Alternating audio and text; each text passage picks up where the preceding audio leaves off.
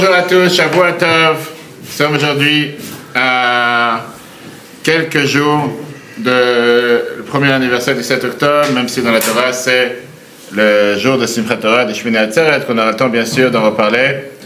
Et comme on connaît les classes de GLA qu'on a déjà fait ici plusieurs fois avec Travad, on aura le temps de le faire, si Dieu veut, encore plusieurs après les fêtes de Tishri, mais aujourd'hui c'était le plus approprié de pouvoir apprendre cette classe, et surtout avec ce qui se passe en ce moment en Israël, pas seulement depuis 11 mois, mais ce qui se passe depuis quelques jours, et surtout ce matin.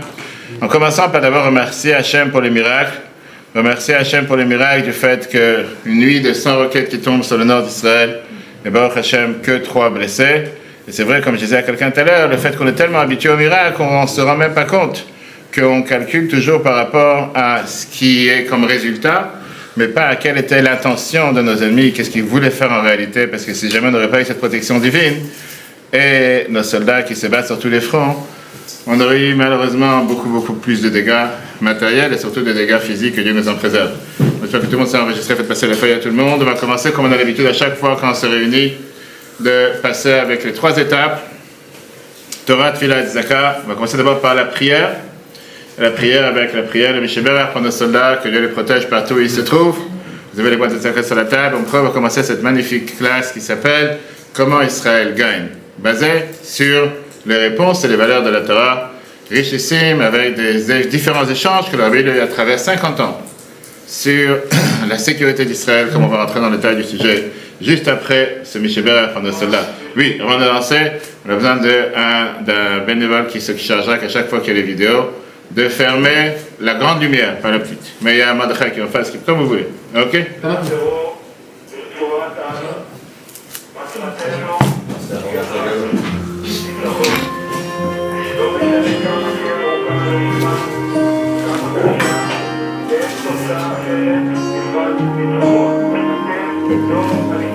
C'est longtemps,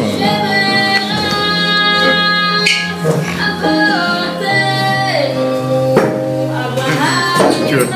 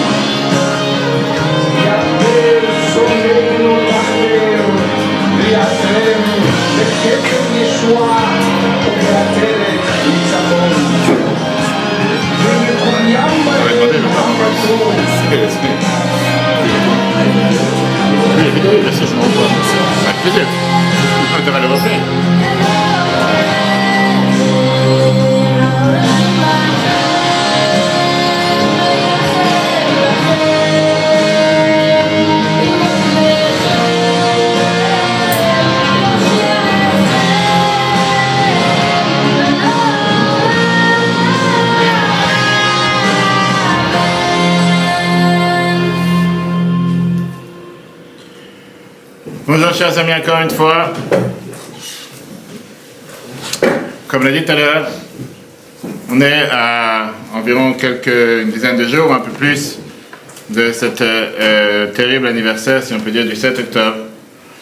Et on voit que le peuple juif a des difficultés, a du mal à arriver à terme avec cette énorme tragédie et cette horreur qui s'appelle le 7 octobre. Ce massacre et surtout les répercussions de ce qui a suivi, parce que maintenant on est presque un an après. Et quelle est la difficulté? La difficulté, elle est de composer avec le fait que nous sommes confrontés à un monde qui refuse de nous permettre de porter le deuil. Un monde qui est largement, je veux dire, qui est frustré de notre plan de pouvoir se sauver, de rester en sécurité.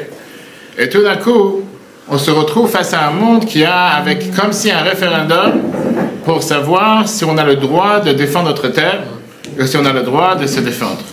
Et comme je dis, les choses sont faites pas par hasard.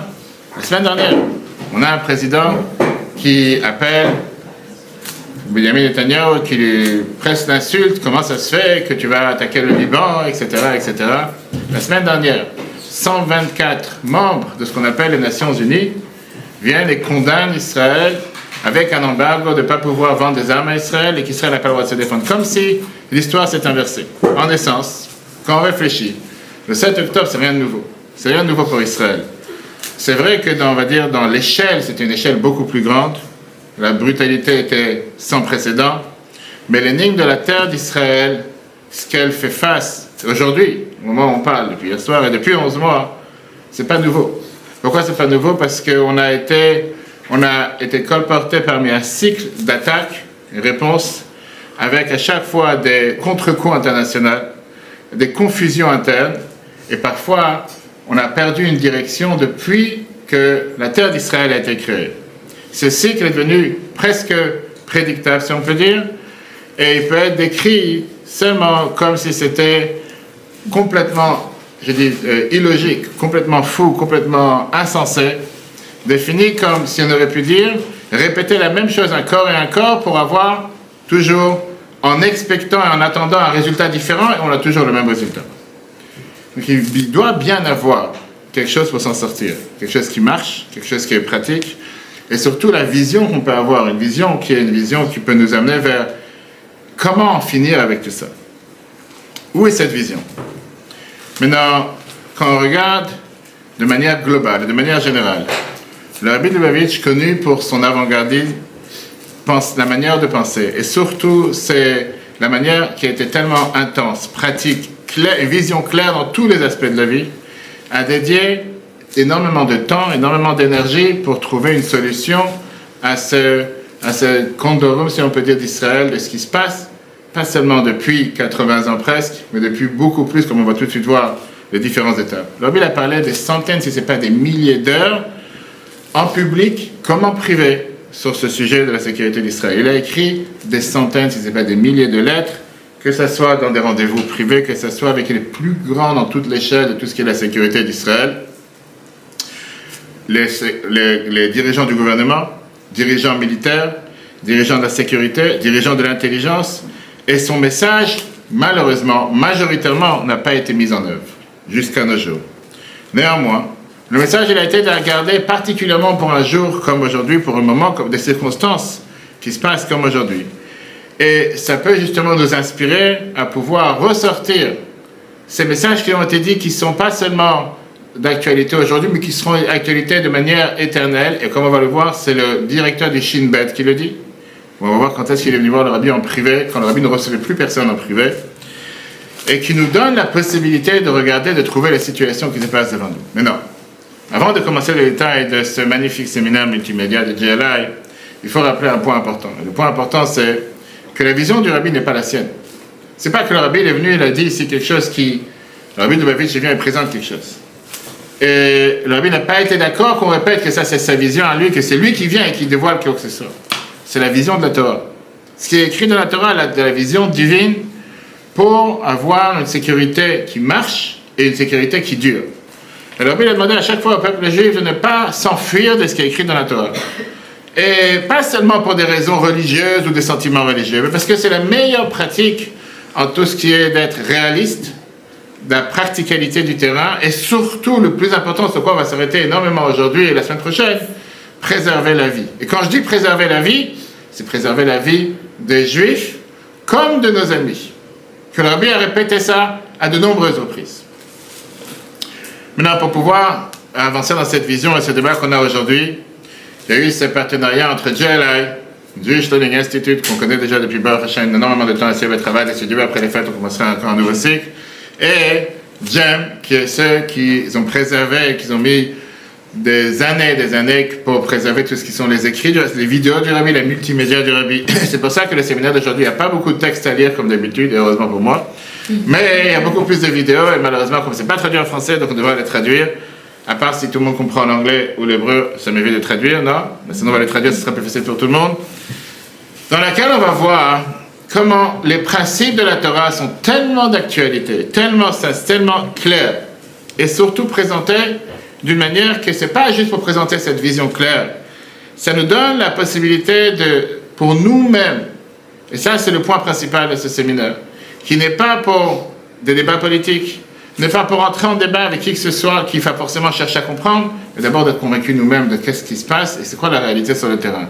Et qu'est-ce que la Torah attend de chacun d'entre nous. Et une fois que nous, on a les choses claires à l'intérieur de nous, à ce moment-là, ils peuvent être clairs pour ceux qui nous entourent. Ok. Vous avez dans votre livre, vous avez reçu la page numéro 8. Et dans la page numéro 8, vous allez voir comment la terreur et le terrorisme en Terre Sainte, le peuple juif Israël a été attaqué avec des milliers d'attaques terroristes depuis, pas seulement, bien sûr, l'État d'Israël actuel, qui est depuis 1948, mais même avant, avec des attaques, que ce soit des attaques au couteau, des tirs, des kamikazes, merci, heureusement j'ai mon traducteur Google à côté de moi, ainsi que différentes méthodes, et ça a toujours été, je veux dire, plus grand, plus petit, des missiles, que ce soit aujourd'hui on a les drones, à chaque fois ça avance de différentes manières, de différents faits. En plus de tous ces milliers qui ont été tués, on a malheureusement des dizaines de milliers qui ne sont même pas comptés dans tout ce qui sont les blessés, et on ne parle pas de tous ceux qui sont malheureusement les traumatisés et tout le reste. Regardons juste la liste que vous avez en face de vous dans la page numéro 9. Vous avez ici en 1929 la fameuse attaque de Hebron qui a tué 67 personnes. L'attaque de Fedaïm que vous avez en 1951-56, 1000 personnes. Ça a duré pendant toute cette période de 5 ans. À Vivim, 1970, 13 personnes. Et vous avez ici, j'ai dit, on aurait pu s'arrêter, comme quelqu'un m'a demandé tout à l'heure, ce cours il dure 2 semaines. On aurait pu s'arrêter sur 6 semaines. Si on détaille chacun de ces massacres, que beaucoup de gens ne connaissent même pas. Et encore une fois, là on cite seulement ceux qui sont morts. On ne compte pas aussi les centaines de blessés qu'il y a eu à chaque fois dans tout le reste. L'attaque... Il y a des disparus aussi. 100%. C'est pour ça que je dis, là on a fait vraiment une liste rapide, etc. D'accord, mais il y a tellement de... On peut s'arrêter sur cette feuille juste des heures. On n'a pas le temps. Pour ça que il y a beaucoup de choses que vous avez le texte, vous allez pouvoir le lire, vous allez pouvoir le voir. Vous avez l'attaque, bien sûr, des Olympiques de Munich, avec 12 morts. Vous avez l'attaque de Kiryat Shmona, qui était 18 morts. L'attaque de Maalot, c'était des enfants dans une école, kidnappés, qui ont été tués 28, plus tous les blessés qu'il y a à côté. La route côtière, 1978, 38 morts. Première intifada, qui est 1964. Et on avance, Dizengoff, les bus qu'ils ont explosés à Yafo, Machane Yehuda, la deuxième intifada, plus de 1000 morts. Le restaurant Sebaro, la pizza Sebaro, qui est en 2001, 16 morts. Dolphinarium à Tel Aviv, 21 morts en 2001.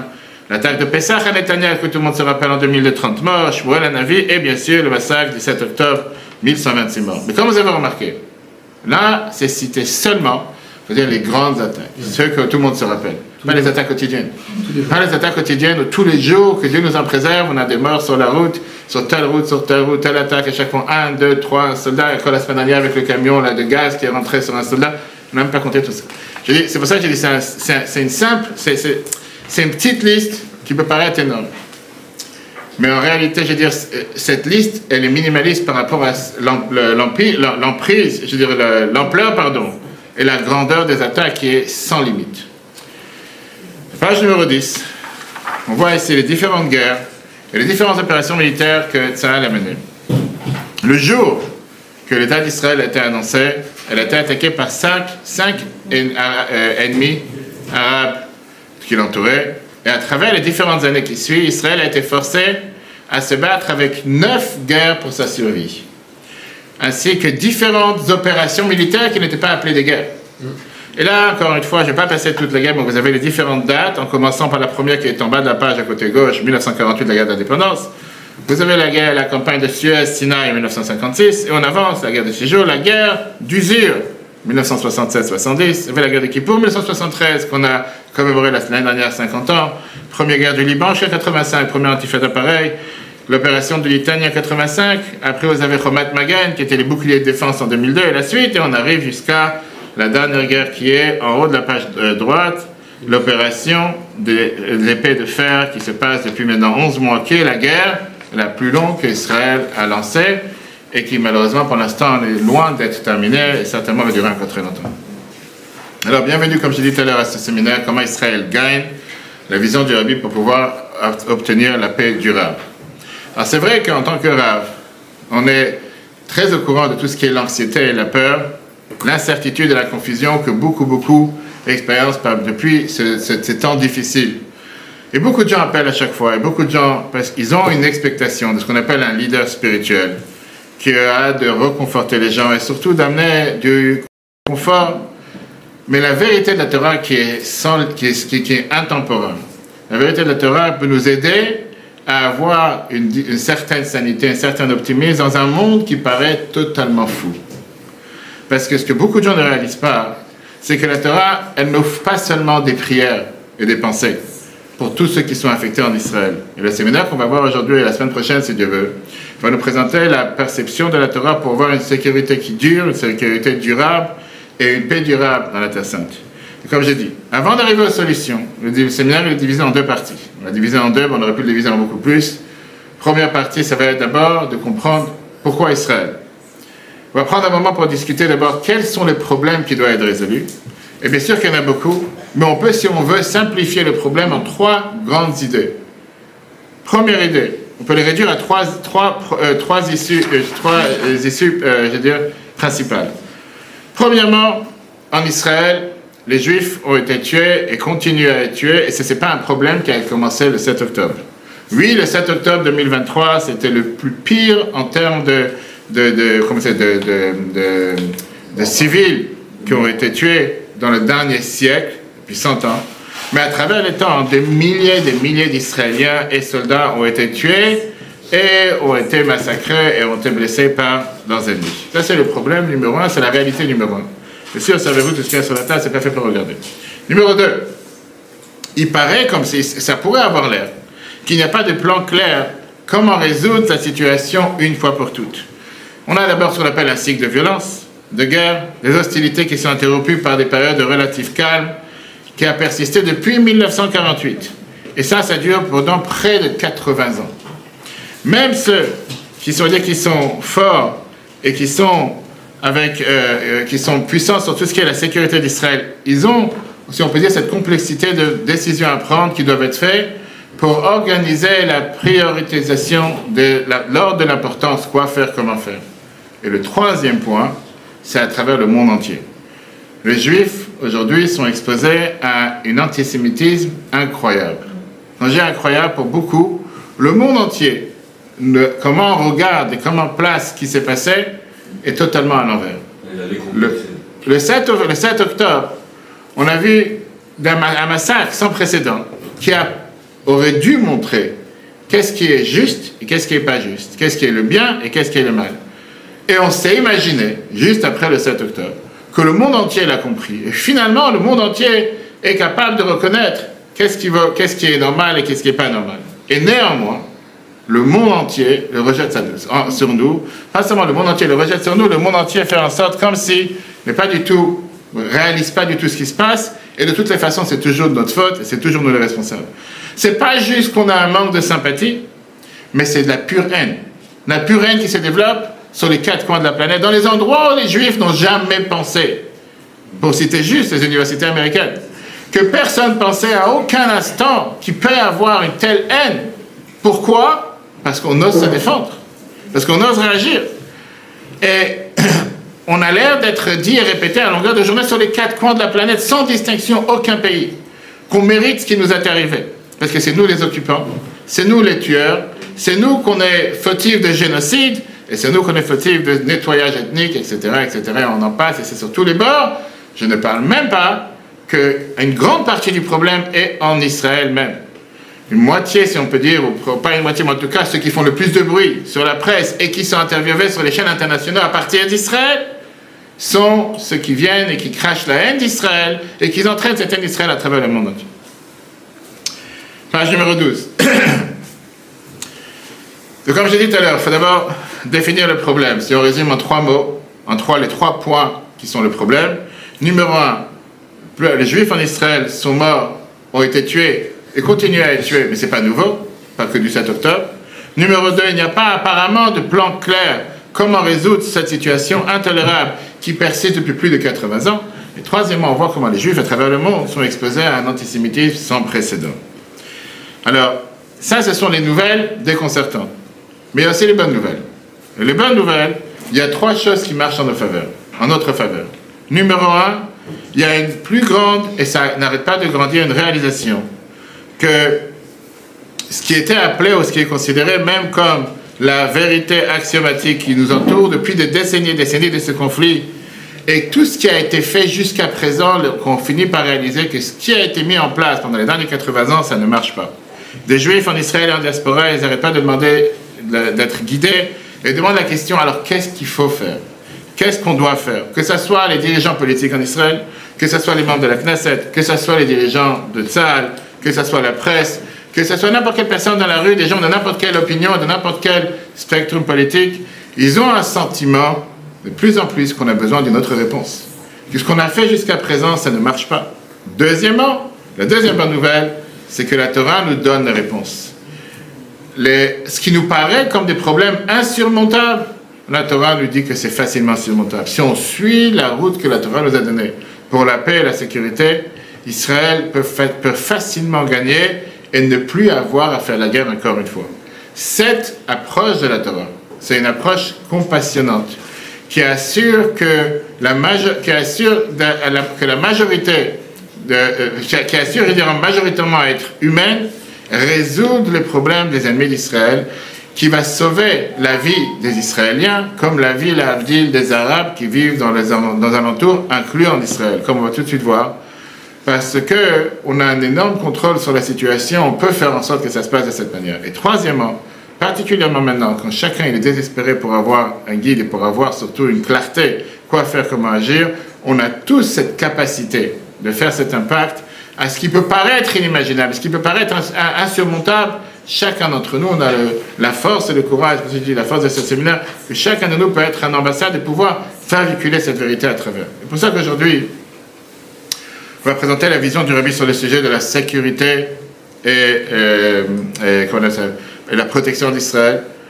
Le Rabbi, en étant le leader du peuple juif de notre génération, a passé, comme j'ai dit tout à l'heure, des centaines, si ce n'est pas des milliers d'heures, à nous enseigner en oral comme en écrit sur quelle est la vision de la Torah sur ce plan. On va tout de suite voir que la clarté du message du Rabbi, c'est une clarté qui a été transmise à tous les dirigeants. On va tout de suite voir la prochaine vidéo avec le chef du Shin Bet. Je n'ai pas besoin de présenter c'est qui le Shin Bet. Le chef du Shin Bet, c'est pas un juif religieux. Il est venu voir le Rabbi en cachette, comme beaucoup de messages que le Rabbi a eu avec la direction la plus élevée à l'échelon, pas seulement politique, mais généraux, militaire d'Israël, à travers 50 ans d'histoire. Il y avait des moments que le Rabbi parlait au public des chassidim qui étaient dans l'assemblée, qui étaient avec des milliers de personnes, des sujets de Torah de tous les bords. Et tout d'un coup, quelqu'un d'Israël venait et il parlait avec lui sur les sujets de sécurité les plus profonds d'Israël, c'est-à-dire les plus intimes et les plus sécures. Et d'ailleurs, ce n'était pas publié à l'époque. Sauf qu'aujourd'hui, avec 30 ans de recul, le Rabbi nous a quitté en 1994, les gens parlent, et les choses sont imprimées, les protocoles sont imprimés, et on entend. Ce directeur des Shin Bet, par exemple, en 91, c'était un an avant que le Rabbi tombe malade. Il est venu voir le Rabbi dans sa maison. On n'était pas au courant à l'époque. Personne n'était au courant que le chef du Shin Bet est venu voir le Rabbi plusieurs heures dans sa maison aujourd'hui, et ce jour-là. On est parti, on a eu la chance, plusieurs fois dans les voyages, d'aller voir la maison du Rabbi. Et à l'époque, il n'en a pas parlé. Là, il va raconter dans cette vidéo, comme j'ai dit, c'est une vidéo qui dure énormément longtemps, on a ici quelques minutes. Pour ça, je dis, sur chaque morceau, on peut s'arrêter des heures. Il s'appelle Yaakov Perry, et c'était le chef de Shin Bet à l'époque.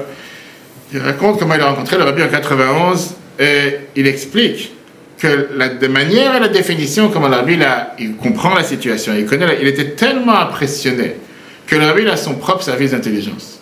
Que le rabbi sait exactement ce qui se passe, qu'il a un système de collecter les informations sophistiquées et qu'il sait comment analyser et surtout transformer l'intelligence qu'il reçoit en solution. Et il raconte dans la vidéo qu'on va tout de suite voir que ce soit sur les sujets des terroristes, que ce soit sur les sujets politiques. La vision, les messages et surtout les directives du rabbi sont éternelles. Il raconte cette vidéo il y a quelques années. Pourtant, la mise actée à 30 ans. Et il nous montre comme quoi le rabbi, à chaque fois, allait au fond du problème. Il ne regardait pas le problème précis. Comme lui, il a parlé en 91, en racontant qu'est-ce que lui, il pense en tant que dirigeant du Shin Bet. Vous allez voir, sans qu'il passe rien, il raconte au rabbi, c'est quoi ce qu'il pense, qu'est-ce qu'il faudrait faire.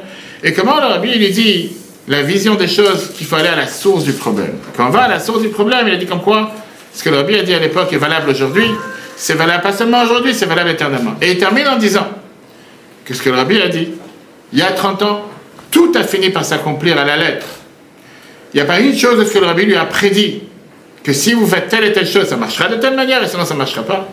Et il a prédit encore des choses, qu'il a dit que dans sa vision, comment lui il comprend les choses, il n'y a pas de doute que ça va s'accomplir. Malheureusement, c'était un rendez-vous privé, c'était pas pour être dire public, mais de ce qu'il nous a raconté, ce qu'on a sur cette vidéo, ça nous donne une idée. Si on a besoin, comme j'ai dit tout à l'heure, de donner du crédit, que le rabbi qui sait de quoi il parle, écoutons qu'est-ce que le chef du Shin Bet nous raconte.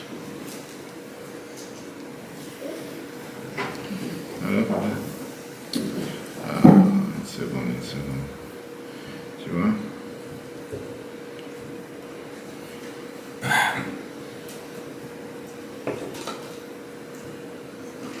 Il s'est endormi.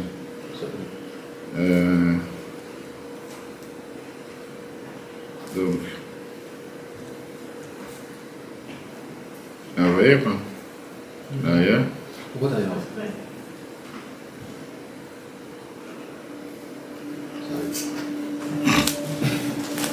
Été 1991. Le rabbi a voulu entendre mon opinion sur la situation. Yaakov Perry, le directeur des Shin Bet. Ça ne te dérange pas? Il m'a demandé qu'est-ce que fait le Shin Bet, nos spécialités. J'ai tout de suite eu un sens et un sentiment qui sait exactement qu'est-ce qui se passe. En d'autres mots, il n'a pas besoin d'avoir aucune explication. Aucune présentation que je lui explique c'est quoi le Shin Bet. Il était intéressé à savoir le fond du problème.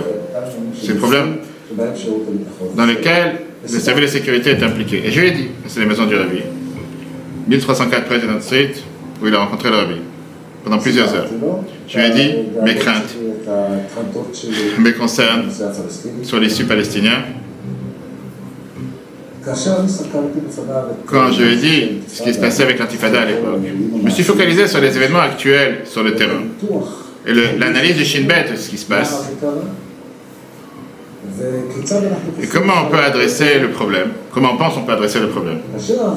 Et quand le rabbi l'a analysé, il parlait de ça comme un conflit qui ne va pas être résolu, qui ne va pas être arrangé par telle ou telle démonstration ou par tel ou tel programme de télévision.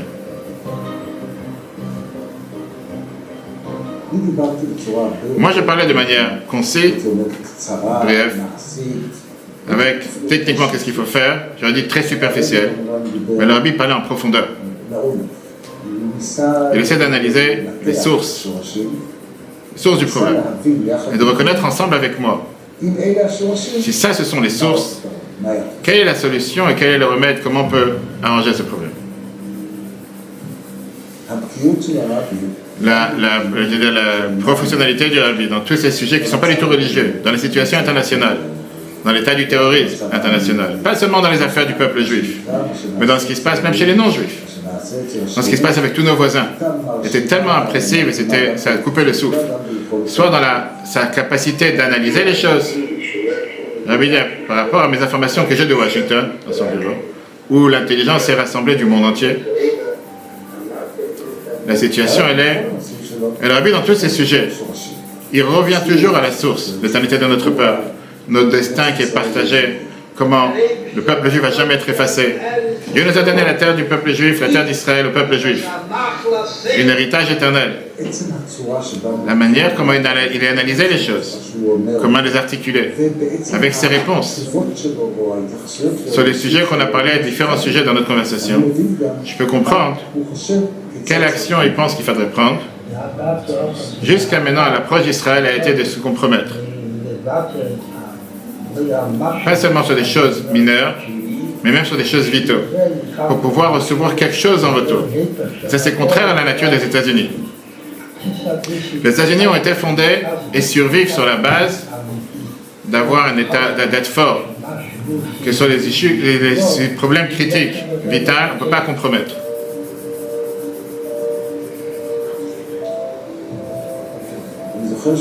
Je me rappelle que sur la route de retour à mon hôtel à Manhattan, je fermais les yeux et j'essayais de revoir toute l'entrevue avec le rabbi, les questions, les analyses, et comment je dois me lever de tous les problèmes quotidiens, de tous les dilemmes, problèmes quotidiens qu'on a les Shin Bet, qui existent en abondance. La première des choses, on doit s'occuper de tout ce qui est vie ou mort, les sujets de vie ou mort, pikuach nefesh, de s'occuper de la fierté du peuple juif, la sanctification du nom de Dieu, ou bien de profaner le nom de Dieu. Et à la place de ça, on calcule qu'est-ce qui sera mieux pour tel parti politique. Les références du rabbi, ils seront là éternelles. Le rabbi n'a pas parlé sur une période qui va se terminer de tel jour à tel jour. Le rabbi a parlé des sujets fondamentaux. Comment les développements, les procédures, comme ils étaient vrais à l'époque, ils sont vrais aujourd'hui. Et si tu demandes mon opinion, ils seront vrais éternellement. Ils sont mis à jour aujourd'hui, comme s'ils étaient au premier moment qu'il en a parlé, comme si quand j'étais assis avec lui dans le début des années 90. Ils sont d'actualité aujourd'hui. En fin de compte, la grande majorité s'est accomplie. Et ce qui ne s'est pas encore accompli va finir par s'accomplir, d'une manière ou d'une autre. Sur n'importe quelle circonstance ou situation, comment ça va se développer les choses. Mais il n'y a pas de doute que ces mots sont applicables même dans nos jours.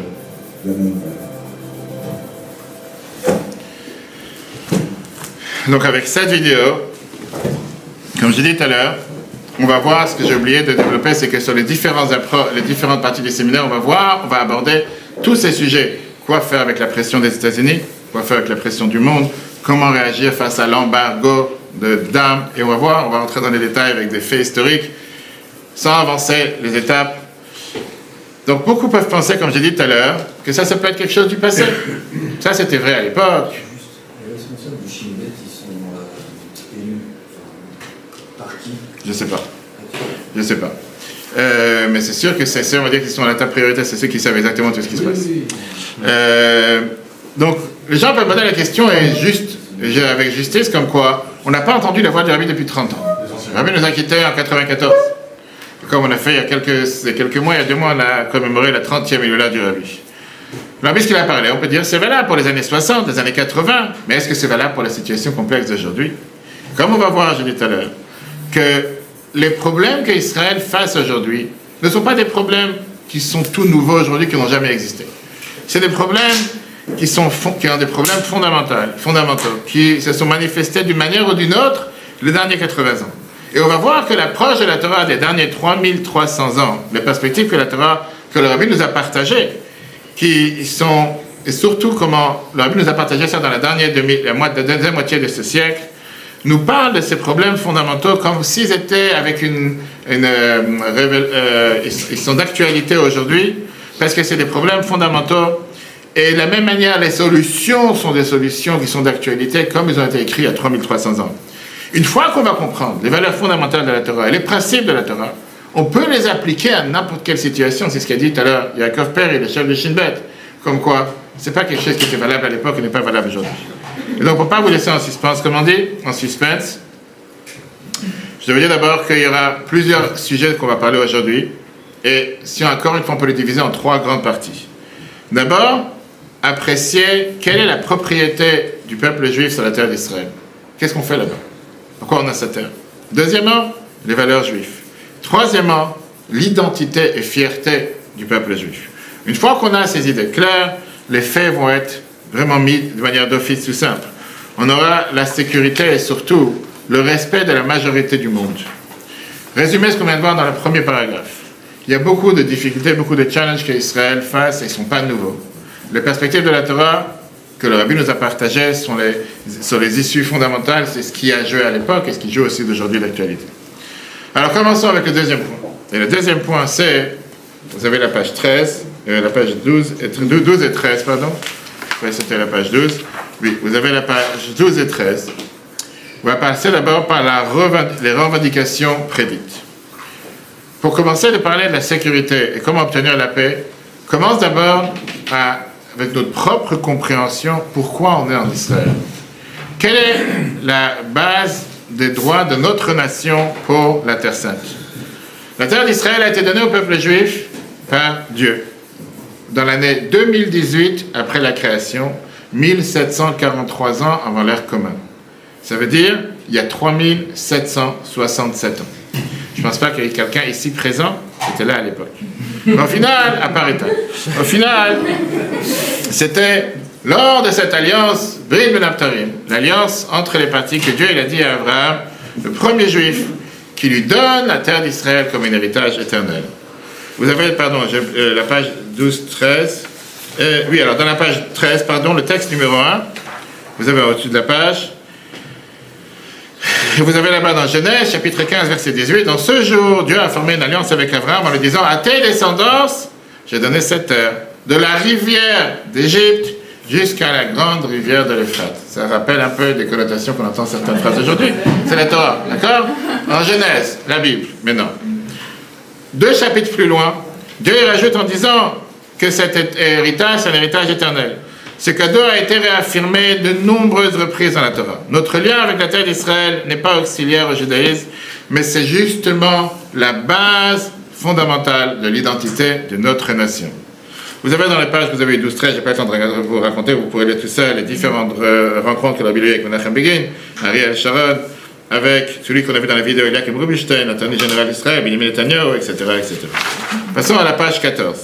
Je ne vais pas vous traduire tous les paragraphes, vous pourrez les lire tranquille à la maison et les traduire. On a ici le lien biblique, et surtout, on va voir que depuis Abraham jusqu'à Moïse, jusqu'à Malachi, pendant les 24 livres de ce qu'on appelle la Bible, on a, pendant des millénaires, on a des dizaines et des dizaines de versets, de mots qui ont été dits avec des mots divins, parmi lesquels on a plusieurs références sans limite de la terre d'Israël, comme quoi c'est notre héritage éternel, c'est notre nation éternelle. Dieu a donné cette terre comme cadeau éternel à son peuple choisi, et il a répété, il a assuré que nous a destiné de pouvoir retourner à notre terre, qui a été destinée depuis le départ par notre Créateur.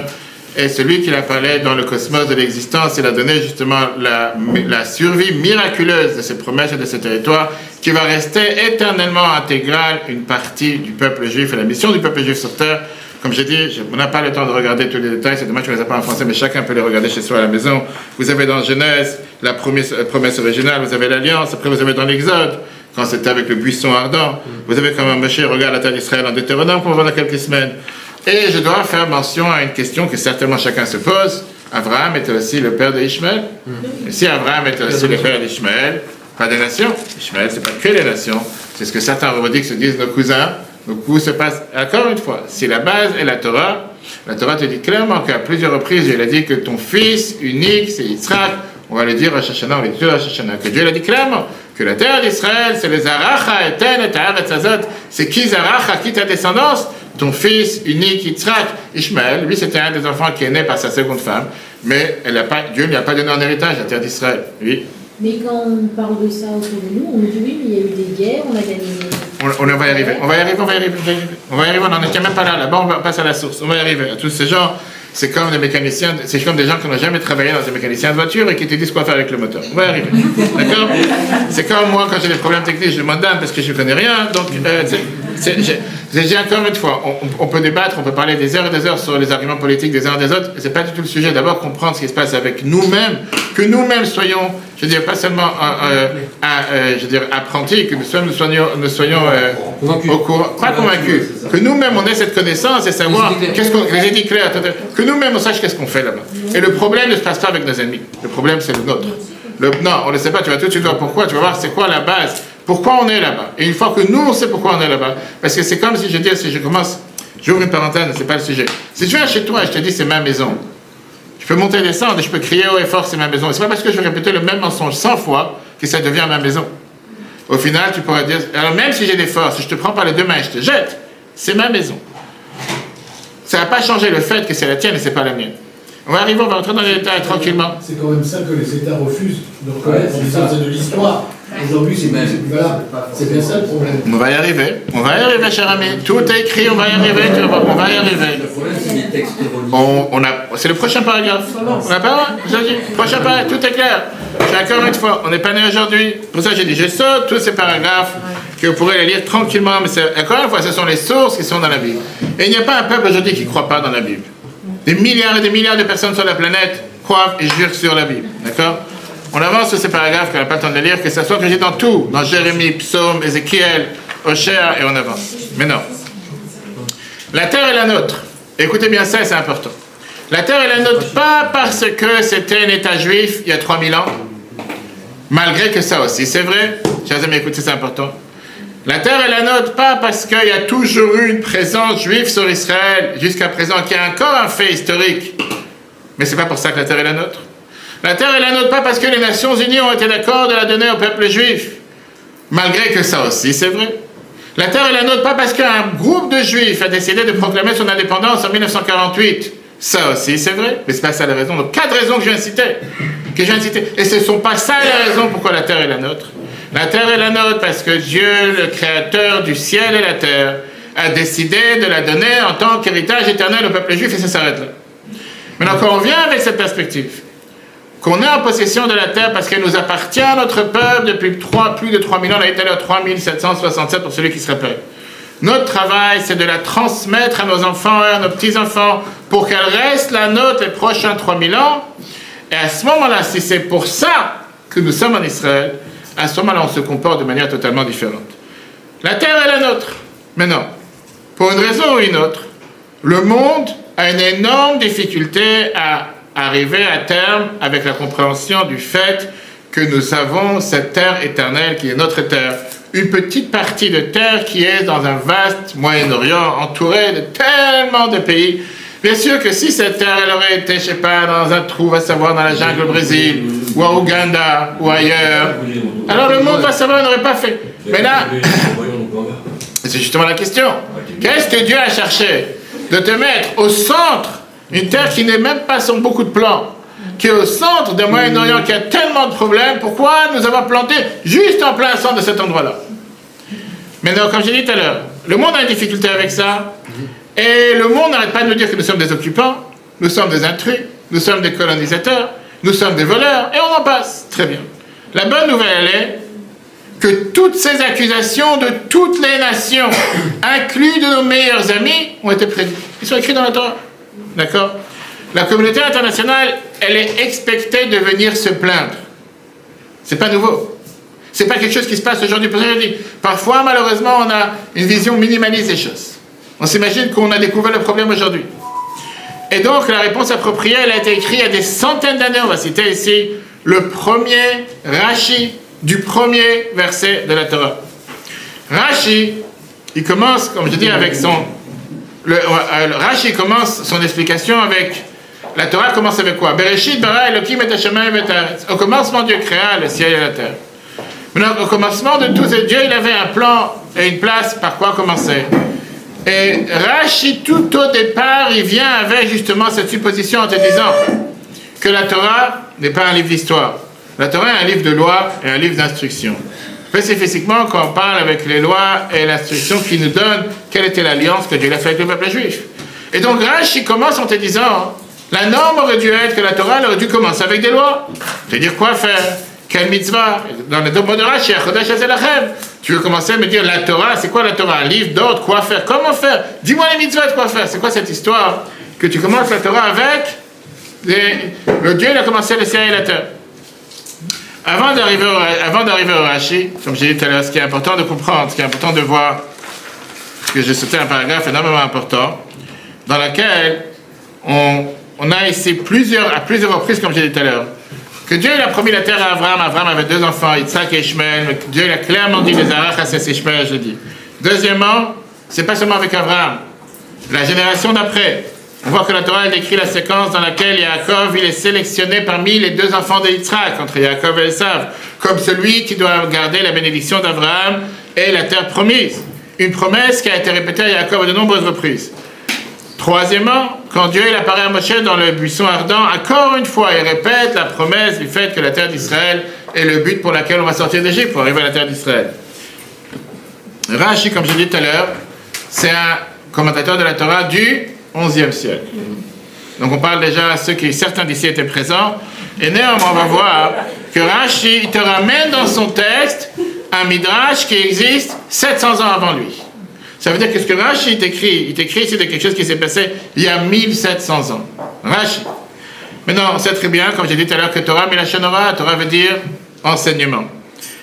Alors, la question, pourquoi la Torah elle a commencé avec l'histoire de la création et pourquoi elle n'a pas commencé avec des lois? Lisons le Rashi ensemble, vous avez dans le texte numéro 2, chapitre 17. Premier Rashi, premier verset de la Torah, Rabbi Yitzhak dit. La Torah, elle aurait dû commencer avec le verset Chodesh Hazelachem, que c'est moi et le tien de créer un calendrier, qui est dans Exode, chapitre 12. Première mitzvah de la Torah, que Dieu l'a donné au peuple juif, de créer un calendrier. Pourquoi alors la Torah, elle commence avec au commencement de créer le ciel et la terre?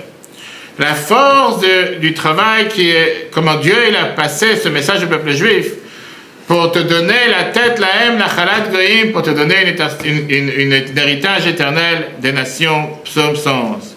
Et Rashi continue. Si les nations du monde vont dire au peuple juif, vous êtes des voleurs, parce que vous avez conquéri la terre des 7 nations, Israël va répondre, le monde entier appartient à Dieu. C'est lui qui l'a créé, c'est lui qui l'a donné à qui il désirait la donner. C'est par sa volonté qu'il a donné aux 7 nations, et c'est par sa volonté qu'il a pris de 7 nations et qu'il nous l'a donné.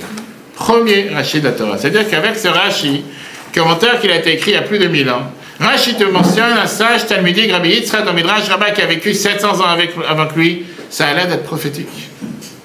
Je me rappelle comme aujourd'hui, en 1992, Shabbat Bereshit, le Rabbi il a crié, il parlait d'expliquer le Chumash Bereshit. Et le Rabbi répétait ce Rashi, il répétait avec toutes ses forces, comme quoi Rashi vient et te dit depuis le début des temps, il y a 1700 ans, que les nations du monde vont venir et te dire l'istimatem, vous êtes des voleurs. Les nations du monde confondues, pas telle ou telle.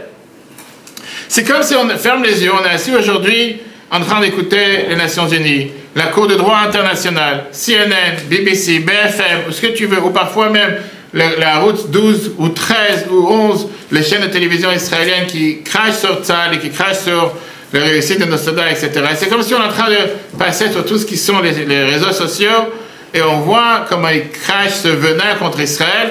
Rashi le dit il y a 1700 ans. Et Rashi te dit que Dieu a vu ce scénario. Et c'est pour ça que Dieu a fait en sorte de structurer la Torah d'une manière que l'histoire de la création doit être une réponse à cette accusation. Quand le monde va venir t'accuser d'être des occupants, on devra répondre, le Créateur du monde a donné cette terre à qui il a voulu, et c'est à ce moment-là qu'il a décidé de la donner, et il a pris de 7 nations pour nous la donner. Regardons ce discours, que le Rabbi l'a mentionné dans cette vidéo.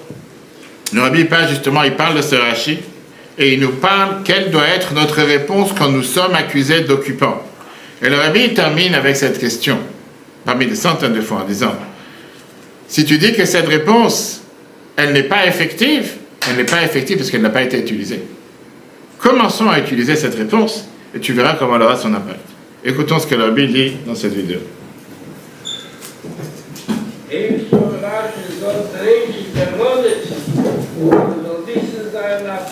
On doit savoir que c'est une base de la Torah, ce que Rashi dit, qu'un tel temps va arriver.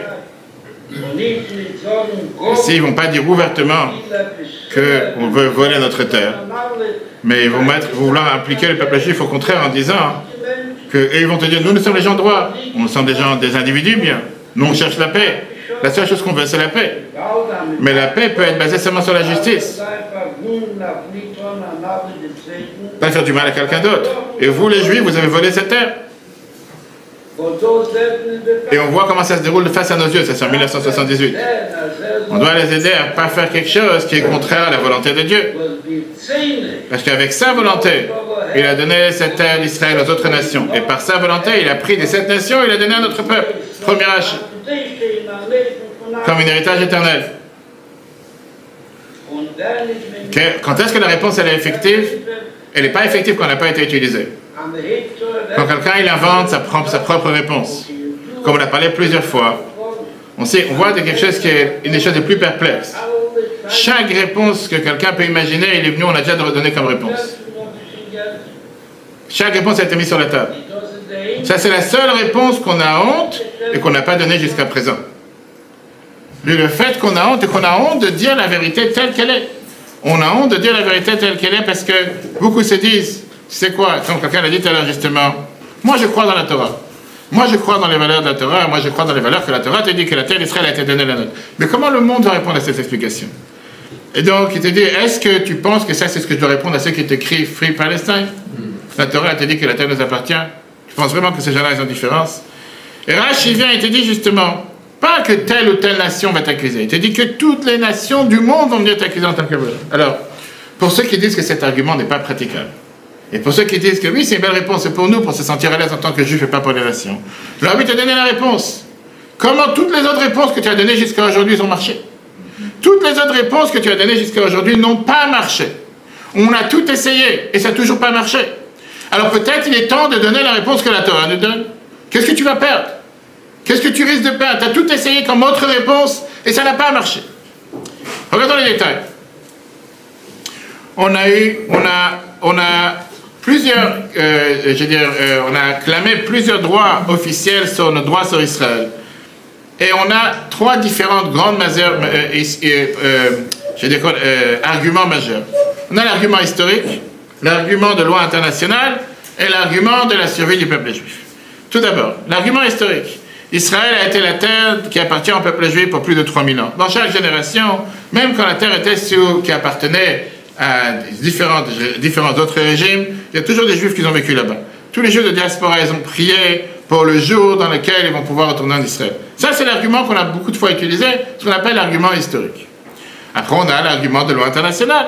L'État d'Israël, elle se tient sur des fondations solides de ce qui appartient à la loi internationale, la déclaration de Balfour qui a promis la terre au peuple juif, ainsi que la partition des Nations Unies, le plan de partition pour la terre d'Israël. Ça, c'est l'argument qui est parfois utilisé comme la loi internationale. Et après, on a l'argument de la survie du peuple juif.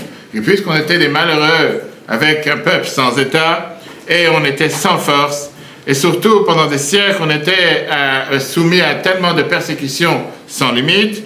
Seulement un peuple qui est capable de se défendre, qui a son propre armée, qui a sa propre nation, peut éventuellement faire face aux nations du monde, etc.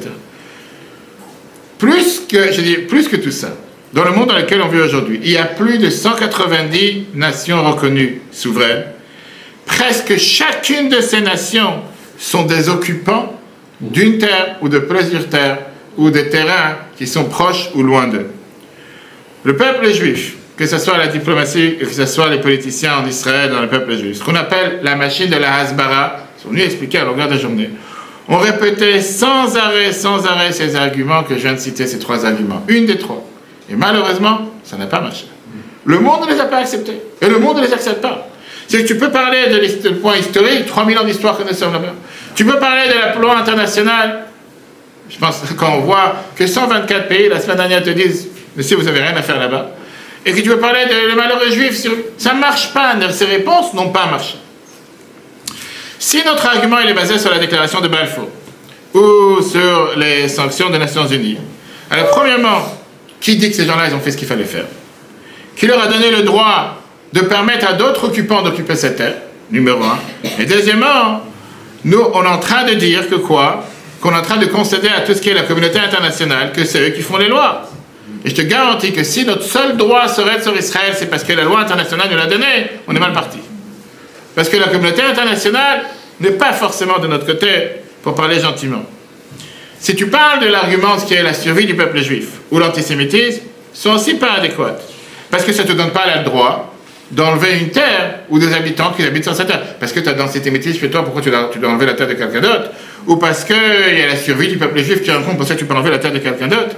C'est comme on dit, deux torts ne font pas une chose droite. Et donc Rashi vient et t'explique, on sait très bien, Rashi il a l'habitude de venir t'expliquer et il répète à sans arrêt quelque chose qui puisse être compréhensible pour un enfant de 5 ans. Et donc ici la grande idée. Oublions le monde pour un instant. Faisons croire qu'il n'y a pas de monde. Parce que le problème n'est pas le monde. Le problème, c'est d'abord à nous de savoir quelle est la vérité et être respecté pour la vérité. Le monde n'a pas besoin de débattre. Le monde doit d'abord être convaincu que nous sommes convaincus de notre vérité et que nous la disons avec la plus grande conviction. Et pour ne pas reprendre nos ennemis, mais la Torah te dit, mais oh, il va être rachmé du commandant à prendre nos ennemis. À force de répéter un mensonge avec conviction sur tous les niveaux, sur toutes les chaînes de télévision de la planète sans fin depuis 70 ans, ou depuis 50 ans, ou depuis Arafat, comme on va entrer dans les détails plus tard. Le monde a fini par avaler ce mensonge et nous mettre, nous, en porte-à-faux parce qu'on n'a pas cette conviction qu'eux, ils ont. Parce qu'on n'est pas capable de venir avec une telle conviction que tu as un enfant de 14 ans, de 20 ans dans une université américaine, qui parfois est juif, et qui vient avec un drapeau du Hamas en te disant « Vous êtes des occupants, vous êtes des tueurs, et eux sont les gens. » Quand nous-mêmes, on n'est pas convaincus de notre droit sur ce qui est le nôtre, comment tu veux convaincre quelqu'un d'autre? Pour ça, j'ai dit, oublions le monde. Ne s'inquiétons pas, qu'est-ce que le monde va répondre? D'abord, sois toi convaincu. D'abord, que nous soyons convaincus avec cette vérité qui est écrite dans la Torah. Et nous, on a le devoir de clarifier au monde que pour des siècles, les enfants juifs ont appris cette idée, puisque des Rashi est fait pour les enfants juifs de 5 ans. Ça fait maintenant plus de 2000 ans d'histoire, 1700 ans, Rashi te dit, que les enfants juifs qui rentrent à l'école, la première classe, ils apprennent cette base. Pourquoi la Torah elle a commencé avec Bereshit? Ce concept n'a pas été inventé en 1948. La Torah elle a été apprise de cette manière. C'est le premier verset de la Torah depuis plus de 1000 ans, avec l'explication de Rashi. Et c'est écrit dans tellement de livres, dans les 5 livres de Moshe. Ça a été imprimé depuis qu'on a, je veux dire, le Bereshit, Bara Elokim, depuis que la presse écrite, depuis les années 1400 jusqu'à nos jours. Sans arrêt, ça a été répété, révisé, encore une fois, que les nations du monde vont venir et dire que nous sommes des voleurs, nous sommes des occupants, et que la réponse qu'on doit donner, c'est que Dieu a décidé de donner la Torah au peuple juif. Nous, on a le devoir de faire passer ce message au monde sans peur et sans faiblesse. La terre est la nôtre, point barre. Que tu sois content ou que tu ne sois pas content. On a le devoir de se libérer de ces complexes d'infériorité et parler avec conviction que la terre est la nôtre. Est-ce que le monde va accepter notre réponse? Regardons dans le texte numéro 3, dans la page 18. Voilà ce que la Bible a écrit au président d'État d'Israël, Zalman Shazar, qui était le président d'État d'Israël de 1963 à 1968. Vous l'avez ici dans la page 18. La Bible écrit comme ça. Je suis, dans les Yigdot Kodesh, volume 26. Je ne suis pas sous l'illusion que les arguments basés sur les principes de justice et d'intégrité vont prévaloir ce qui se passe aux Nations Unies, le Vatican, etc. Mais le facteur important numéro 1, c'est le moral de nos jeunes, inclus dans l'armée, inclus dans Tsahal, et les étudiants qui sont dans les Nations Unies et partout. Quand tu as des jeunes qui sont à Tel Aviv ou ailleurs, qui ne sont pas convaincus de pourquoi on doit être sur cette terre, qui ne sont pas convaincus pourquoi il faut se battre, qui sont malheureusement aujourd'hui l'élite qui dirige, qui sont convaincus comme ce matin, qui te disent qu'on ne cherche pas à détruire le Hezbollah, on cherche à faire un accord de paix. S'ils vont être d'accord avec un accord de paix, on est prêt à laisser les armes. Quand c'est ces gens-là qui disent qu'eux-mêmes ne sont pas convaincus de la... Comment tu veux pouvoir convaincre le monde? Ça, c'est ce que la Bible écrit à Shazar. Regardez comment la Bible a mentionné. Ceux qui sont les jeunes parmi l'armée, la Bible écrit ça en 1969, et les étudiants aux États-Unis. 1969. Aujourd'hui, on est en 2024. C'est pour ça que j'ai dit tout à l'heure. C'est des messages qui sont tellement intemporels, qui sont tellement réels, qui sont valables. Comme je dis, le monde n'a pas besoin d'accepter que la terre est la nôtre. Le monde n'a pas besoin d'accepter que la terre nous a été donnée par le peuple juif. La question, elle est, est-ce que nous sommes convaincus du droit de notre argument? Est-ce que nous, on sait pourquoi on se bat? Est-ce que nous, on sait pourquoi on est sur cette terre? Le monde, et comme on va tout de suite voir dans la prochaine vidéo, le monde respecte ceux qui se respectent. Parfois, il le dit à voix haute, parfois, il n'active pas à voix haute. Et le problème que nous avons, c'est qu'on donne trop d'attention et on perd trop de temps et beaucoup d'énergie à l'opinion du monde. Alors qu'en réalité, c'est notre opinion et notre perspective qui doit être ce qu'on appelle un game changer, c'est ce qui doit faire changer la donne. Si nous, on ne croit pas dans notre droit dans la terre d'Israël, automatiquement, on est soumis à la pression du monde. Et plus que ça, Le fait que nous ne croyons pas dans notre droit et on ne comprend pas quel est notre droit sur la terre d'Israël, automatiquement, ça invite à encore plus de pression, à encore plus d'attaques et à encore plus de sorts qui fait, si toi-même tu n'en veux pas, pourquoi tu veux moi je t'attends? Président Bush, fils, a voulu reconnaître la capitale d'Israël, Jérusalem. Shimon Peres lui avait dit à l'époque, surtout ne fais pas une chose pareille, pour ne pas esquinter, pour ne pas faire du tort à nos ennemis, pour ne pas faire du tort à l'autorité palestinienne. Si nous-mêmes nous ne sommes pas convaincus de notre droit, si nous-mêmes ne sommes pas convaincus de qu'est-ce que nous faisons là-bas, comment tu veux convaincre le monde? Résumons de ce qu'on vient de voir. Notre droit sur la terre d'Israël est basé sur le fait que Dieu nous l'a donné en tant qu'héritage éternel. On doit croire d'abord nous-mêmes dans cette valeur et dans cet état et le dire clairement au monde. Et quand on va le dire de manière claire, on va se faire respecter. Parce que comme j'ai dit tout à l'heure l'exemple avec Sylvie, que si je viens chez elle et je répète au effort avec des grandes pancartes, matin jusqu'au soir c'est ma maison, tu peux le répéter sans arrêt. Mais au final, si toi-même tu n'es pas convaincu que c'est ta maison, tu n'as rien à faire là-bas. Mais excuse-moi, maintenant en face de toi, des gens qui rejettent carrément la religion, parce que c'est ce qui se passe aujourd'hui. Comment on peut les convaincre que ce qui est écrit dans notre Torah à nous est vrai? Je vais te répondre, on vient de répondre une partie, on va continuer la suite. Tu as une autre solution. Tout ce que tu as essayé jusqu'à maintenant, tout ce que tu as essayé jusqu'à maintenant n'a pas marché. Tu as donné tel terrain, tu as donné tel territoire, tu as rendu tel territoire, tu as fait des traités de paix, tu as signé. Tout a essayé. Et tout ce que tu as essayé n'a pas marché et ne marche pas. Peut-être tu as essayé quelque chose d'autre. Au lieu d'être fermé, au lieu d'être catégorique dans tes idées en disant non, ça ne marchera pas. Tu as tout essayé. Qu'est-ce que tu veux essayer d'autre? Quoi? Essayer. Signer un traité de paix avec des organisations terroristes? On a tout essayé. On va tout de suite arriver, on va remonter à la Première Guerre mondiale. Et on va voir qu'est-ce qui a déclenché la Deuxième Guerre, basé sur ce qu'on a fait. Ça, je dis, il ne faut pas avoir la mémoire courte. Il faut connaître l'histoire, on va rentrer dans les détails. Il n'y aura jamais un consensus pour que tous les Juifs, partout dans le monde, ils soient... Alors, je dis encore une fois, est-ce qu'on cherche une solution ou pas? Et notre devoir, d'abord, c'est à chacun d'entre nous d'être convaincu. Et plus chacun va être convaincu, il va pouvoir convaincre celui qui est à côté de lui, et celui qui est à côté de lui. Et au final, il n'y a pas d'autre solution. Et on va y arriver. On va y arriver, mais je dis encore une fois, pour ça, je dis, il ne faut pas avoir la mémoire courte. Il faut voir ce qui s'est passé. On va rentrer maintenant dans les détails avec la Première Guerre mondiale, la Deuxième Guerre mondiale, et on va voir comment on est arrivé parfois à cause de nos propres erreurs. Quand je dis les propres erreurs, c'est dans le monde. Le monde n'est pas naïf. Et comme j'ai dit, on n'a pas le temps de voir tous les sujets aujourd'hui. On verra la semaine prochaine comment faire face à cette soi-disant embargo d'armes sur Israël. On va remonter à la guerre des 6 jours. On va voir, c'est passionnant. Attendons, on va à la fin de ces deux parties de séminaire. Ce serait une autre vision des choses. Entrons maintenant dans le prochain sujet, le 3e paragraphe, qui est qu'est-ce qu'est le système de valeurs juives? Qui veut dire, quand est-ce qu'il faut frapper? Quand est-ce qu'il faut attaquer? Plus on avance, on va avoir encore plus, comme j'ai dit tout à l'heure, plus de réponses par rapport à quelle est l'indignation juste du monde sur notre présence en Israël. Mais pour l'instant, mettons ça de côté. Pour l'instant, on a dit que la terre est la nôtre, et c'est notre responsabilité d'assurer la sécurité et le bien-être des citoyens en Israël. Regardons les valeurs de la Torah. Que la Torah nous informe comment Israël doit se comporter pour obtenir et assurer sa sécurité. C'est ce qu'on appelle la vision du monde juif. La vie juive la vie d'un être humain, c'est la priorité numéro 1. Avec bien sûr l'exception des 3 péchés dans lesquels la Torah te dit qu'on ne doit pas transgresser, qu'on doit se faire tuer, qui sont relations interdites, qui sont idolâtrie, etc. Qui sont idolâtrie, relations interdites et tuer quelqu'un d'autre. Mais au final, la Torah met comme valeur la priorité numéro 1 de sauver une vie. Par exemple, quelqu'un n'a pas le droit de profaner le Shabbat pour sauver une vie. Il a l'obligation de le faire. Et on va voir à plusieurs reprises, comme la Torah te dit, que si l'ultime priorité, c'est préserver la vie humaine, éliminer n'importe qui ou n'importe quoi qui peut poser une traite sur la vie humaine, devient aussi la priorité ultime. Quand je dis sauver une vie, c'est n'importe qui, juif ou non juif.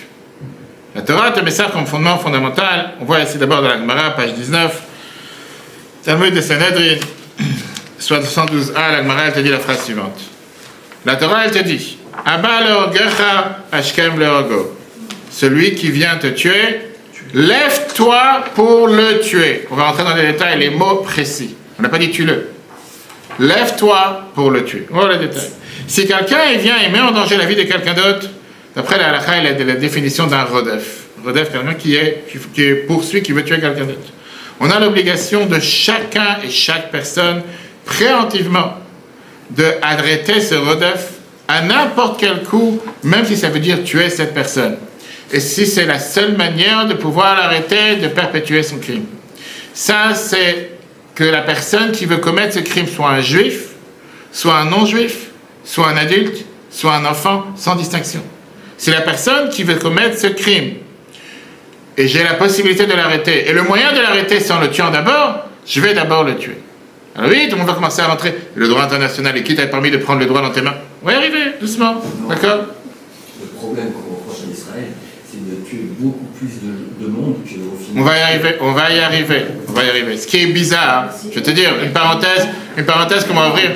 Écoute, une parenthèse qu'on va ouvrir et fermer. Je sais pas si tu as remarqué qu'à chaque fois, écoute-moi une chose, je sais pas si tu as remarqué qu'à chaque fois qu'Israël attaque, nos ennemis, la seule chose qu'ils ont à dire, il y avait des femmes et des enfants. Oui, oui. Au Hezbollah, c'était une fille qui a été tuée.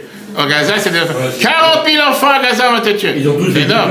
La vérité, je ne savais pas que dans chaque coin de rue, tu as chaque coin de rue des centaines d'enfants.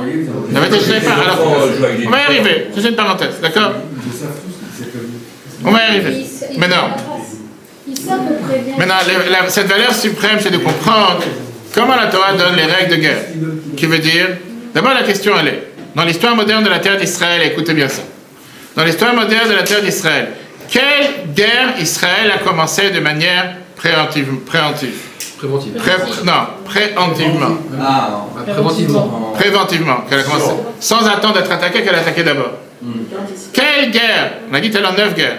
Quelle guerre Israël a commencé de manière préventive? Hein? Une seule guerre.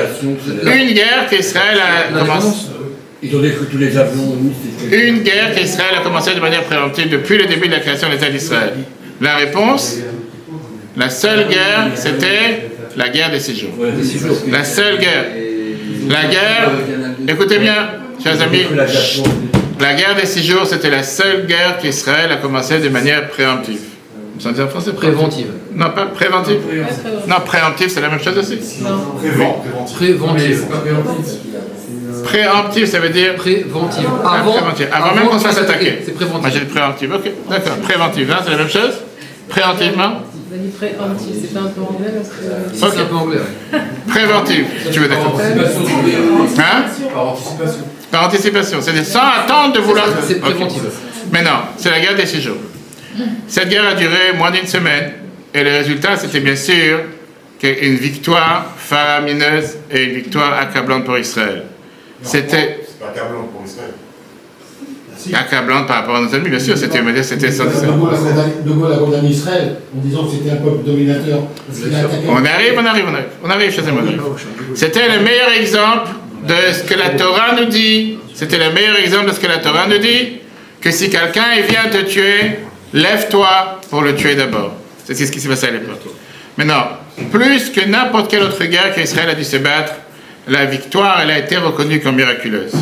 Le monde a reconnu ça avec étonnement, soit sur comment on a réussi sur le terrain, et le monde n'avait pas de mots comment expliquer, seulement que c'était la main divine qui a écrasé nos ennemis, qu'on a vu pour la première fois que quand on suit les directives de la Torah, on a des miracles qui suivent. En contraste avec la guerre de Kippour, en 1973, dans laquelle Israël n'a pas attaqué de manière préventive ou préemptive pour les Anglais. Israël avait l'intelligence qu'une attaque allait arriver. Mais à cause de raisons politiques, on va rentrer dans les détails, comme on n'a pas eu longuement à Betrabat cette année Kippour avant le 7 octobre, on a choisi de ne pas attaquer de manière préventive. Et on n'a même pas appelé les réservistes pour pouvoir se défendre. Il y avait une autre fois dans l'histoire, au passage, on va dire, qu'Israël a attaqué de manière préventive, c'était en juin 1981, quand on a attaqué avec l'aviation israélienne de manière surprise, on a détruit Osirak, qui était le réacteur nucléaire en Irak, qui était en construction juste en dessous, en dehors de Bagdad. À ce moment-là, Israël avait dit, à cette époque, Israël avait dit que le réacteur n'avait moins d'un mois pour pouvoir être mis en service, et ça aurait pu être critique, et c'est pour ça qu'Israël a décidé de l'attaquer. Chers amis, rentrons dans les détails de qu'est-ce qui s'est passé avec la guerre de Kippour.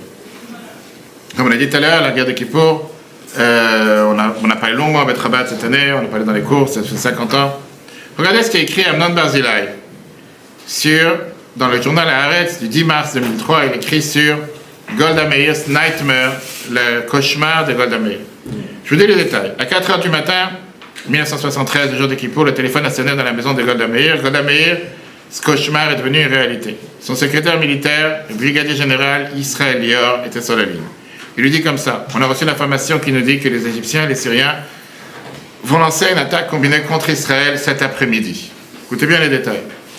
Avant qu'elle parte de la maison ce samedi matin, le 6 octobre, Meir, elle demande à son secrétaire militaire d'arranger une réunion avec le ministère de la Défense, le chief of staff qui s'appelait David Eliazar, le ministre Moshe Dayan, Yigal Allon, et Israël Galili. Les personnes étaient en désaccord sur deux sujets. Combien de réservistes amener? Et est-ce qu'il faut attaquer de manière préventive? Le Premier ministre, Golda Meir, refusait d'avancer avec l'attaque préventive. Et comme Golda Meir même a dit, j'ai dit, je connais tous les arguments en faveur d'une attaque préventive, mais je suis contre. Je ne sais pas, aucun d'entre nous, quel sera le futur. Mais il y aura toujours la possibilité que si on a besoin d'aide, si on attaque en premier, on ne va jamais recevoir rien de qui que ce soit. 3 années plus tard, 2 chercheurs jeunes juifs qui s'appellent Steven Rosen et Martin Indyk, qui était le futur ambassadeur d'Israël aux États-Unis. Il écrit dans une étude « Les tentations de la préemption dans la 5e guerre d'Israël arabe ». La recherche, elle montre le prix qu'Israël a payé en tant que résultat pour sa décision de ne pas attaquer de manière préventive. Si Meir aurait autorisé d'attaquer de manière préventive, les missiles syriens et l'Air Force syrien, Israël aurait décidé d'attaquer l'aviation syrienne et les missiles syriens, on aurait pu détruire 90% des bases de missiles syriennes entre 3 et 6 heures à un prix de moins de 10 avions israéliens perdus. Clairement, le résultat aurait été un impact décisif sur les pertes de l'Air Force, de l'aviation militaire, et surtout sur l'efficacité de dizaines de milliers de sorties de l'Air Force qui ont été conduites pendant la guerre. Les fatalités israéliennes sur le terrain auraient été tellement réduites et on aurait pu tellement massacrer tout ce qui était l'artillerie arabe et les tanks et tous les différents moyens qu'ils avaient de tous les ennemis, de tous les armées qui étaient autour de nous. Le fait de pouvoir les abattre aurait été tellement accéléré. On aurait pu abattre les ponts, le canal de Suez, ça aurait été beaucoup plus facile.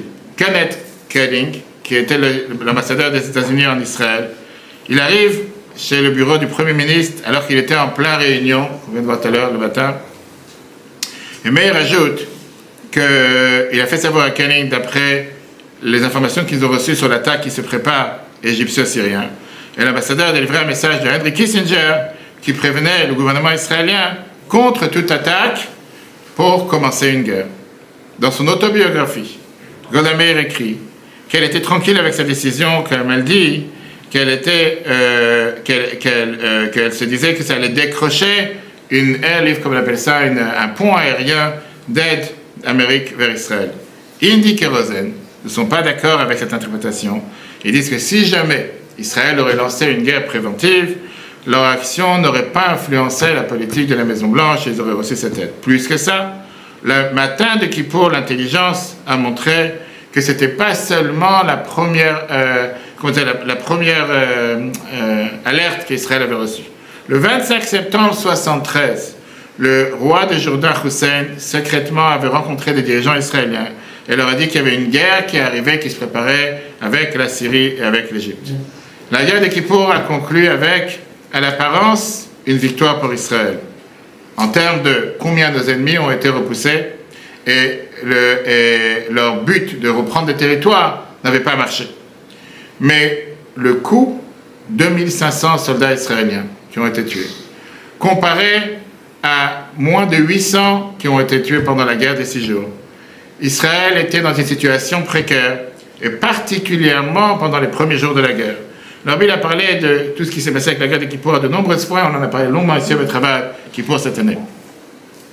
Regardez ce qui est écrit justement dans cet article de Haaretz que je disais tout à l'heure. Le deuxième jour de la guerre, Golda Meir dit, j'ai décidé de me suicider. Et comment elle dit, 3 ans après la guerre de Kippour, elle dit, ça c'était les circonstances qui m'ont mis la puce à l'oreille en se disant que j'ai fait la plus pire des décisions. Dimanche 7 octobre, à 3 heures d'après-midi, guerre de Kippour, le ministre de la Défense, il lui fait savoir la situation sur les différents fronts. Dayan, il confesse en disant qu'il s'est trompé sur tout et que là, on arrive vers un holocauste sur tout le territoire, sur toute la terre. La balance des forces, elle a été énormément basculée en faveur de la Syrie et l'Égypte. Les soldats n'ont pas la capacité de réponse, ça n'a pas la capacité de réponse, et d'ailleurs, il propose à Meir de se retirer de tout le Golan et de laisser tomber le canal de Suez.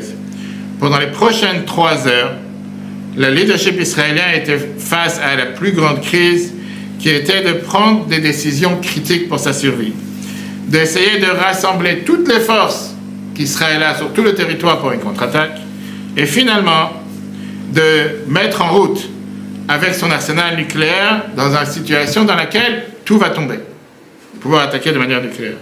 Et finalement d'informer Washington de son action nucléaire et de son péril sans précédent et demander aux Nations Unies d'avoir ce qu'on appelle une aide urgente avec un pont aérien.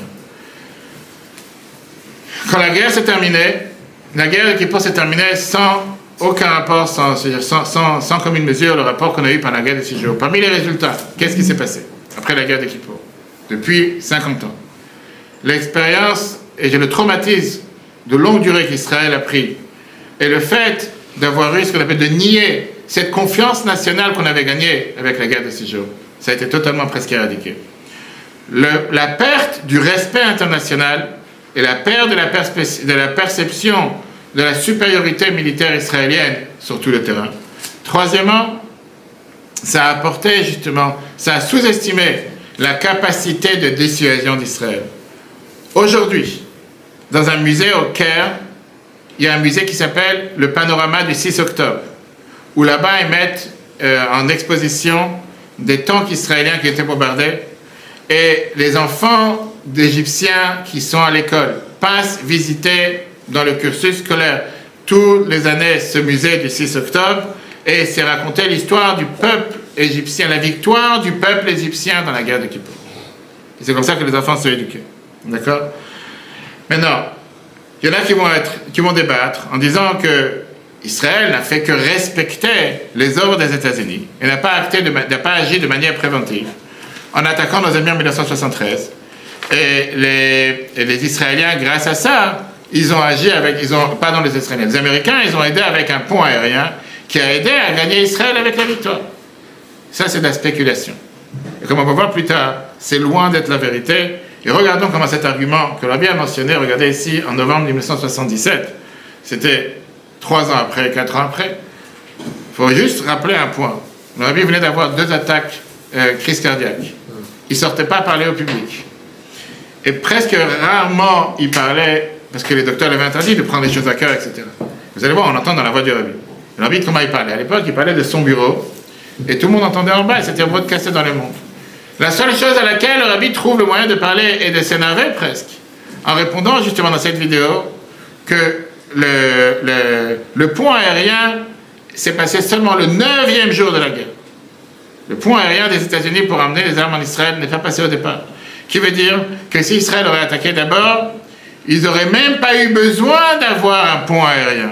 Parce que la guerre, elle aurait été gagnée presque de la même manière comme a été gagnée la guerre des 6 jours.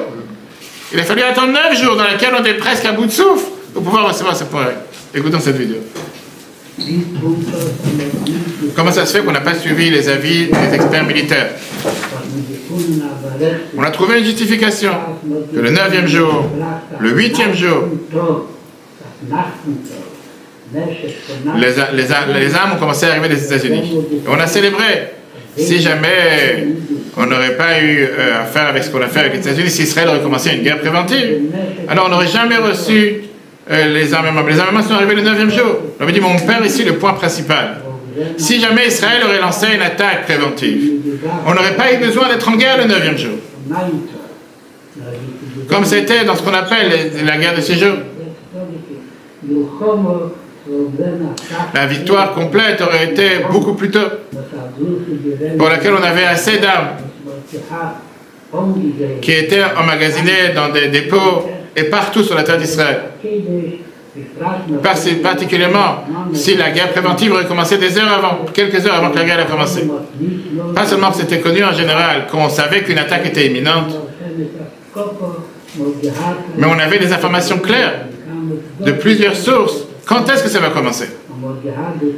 On avait toute l'opportunité de mobiliser et de lancer une guerre préventive quelques heures avant qu'eux ils commencent la guerre. Et ça aurait terminé d'après l'ordre naturel des choses, comme ça s'est terminé en avance avec la guerre des 6 jours, de manière, si on peut dire, naturelle. Beaucoup moins que 6 jours. Et on l'aurait gagné de manière comme on avait gagné la guerre des 6 jours, de manière qu'avec les stocks d'armement qu'on avait aurait été tellement suffisants, sans avoir besoin d'avoir des armements en plus. Oui, la lumière.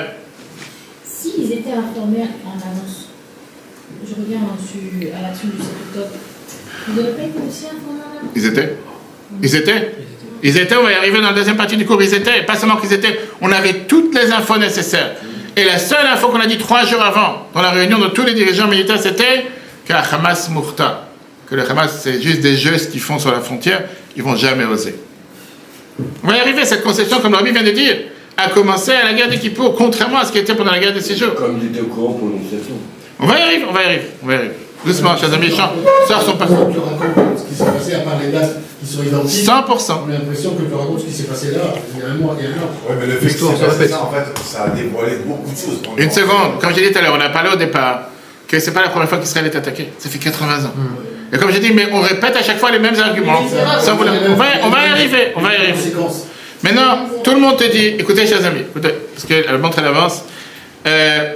Maintenant qu'on vient de voir cette vidéo, les gens disent c'est pas si facile de ça de dire une chose pareille, parce que tu as certaines sociétés qui prévaloir la démocratie, comme on dit.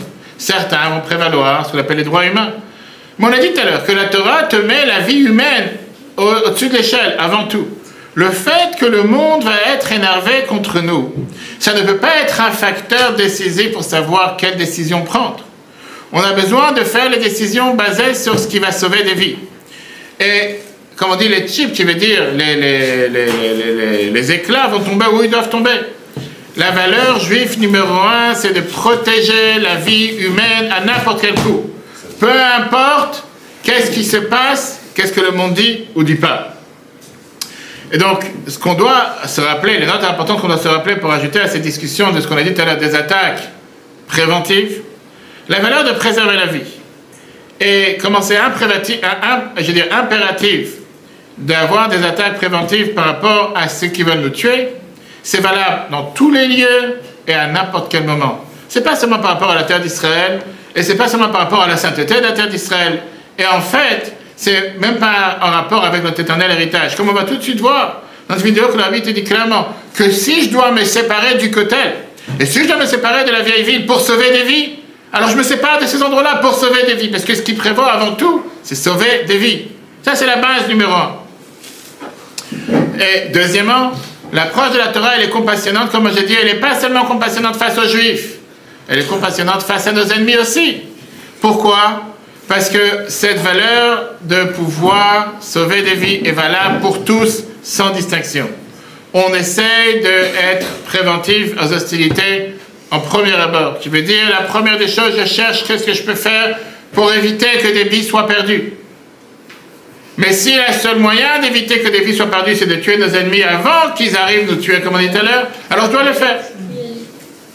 Regardons cette 4e vidéo. Jean-Claude, tu déranges tout le monde. Tu déconcentres tout le monde avec ça, après Jean-Claude. Merci beaucoup.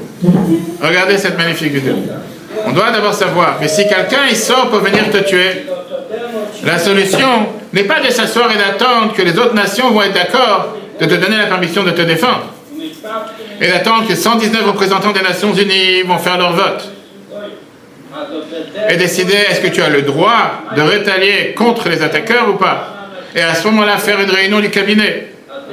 Et voir s'ils sont d'accord avec les représentants des 119, avec les 119 représentants des Nations Unies. Ça, c'est pas la manière comment tu dois agir avec quelqu'un qui est là pour te tuer. D'amener le cas devant les Nations Unies. Et là-bas, ils vont avoir tout ce qui est la morale, logique. Ils vont se rassembler. Ils vont d'abord aller dans leur endroit de prière où ils vont prier.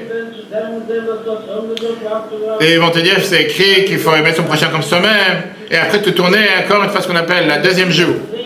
Eux, ils vont décider quel est le statut de l'attaquant. Et après, ils vont obliger à suivre leur instruction de ce qu'ils ont décidé. La Torah dit, ça, c'est pas la manière d'agir. Ça, c'est la plus mauvaise approche pour le peuple juif. Parce que ça amène du mal aux attaquants aussi. Parce que quand le non-juif, il sait que s'il vient te tuer, et toi, tu vas mettre une complainte en disant, excusez-moi, monsieur Kozak, combien tu voudrais tuer des juifs, et combien tu voudrais tuer des juifs, tu dois faire attention que tu vas violer un chapitre des Nations Unies. La Torah, elle te donne, la Gemara, elle te présente cette idée de manière tellement réalistique en te disant que tu ne dois pas mettre ta vie en danger. Quand quelqu'un, il vient te tuer, il n'y a pas de temps pour débattre. Tu dois d'abord te lever pour le tuer.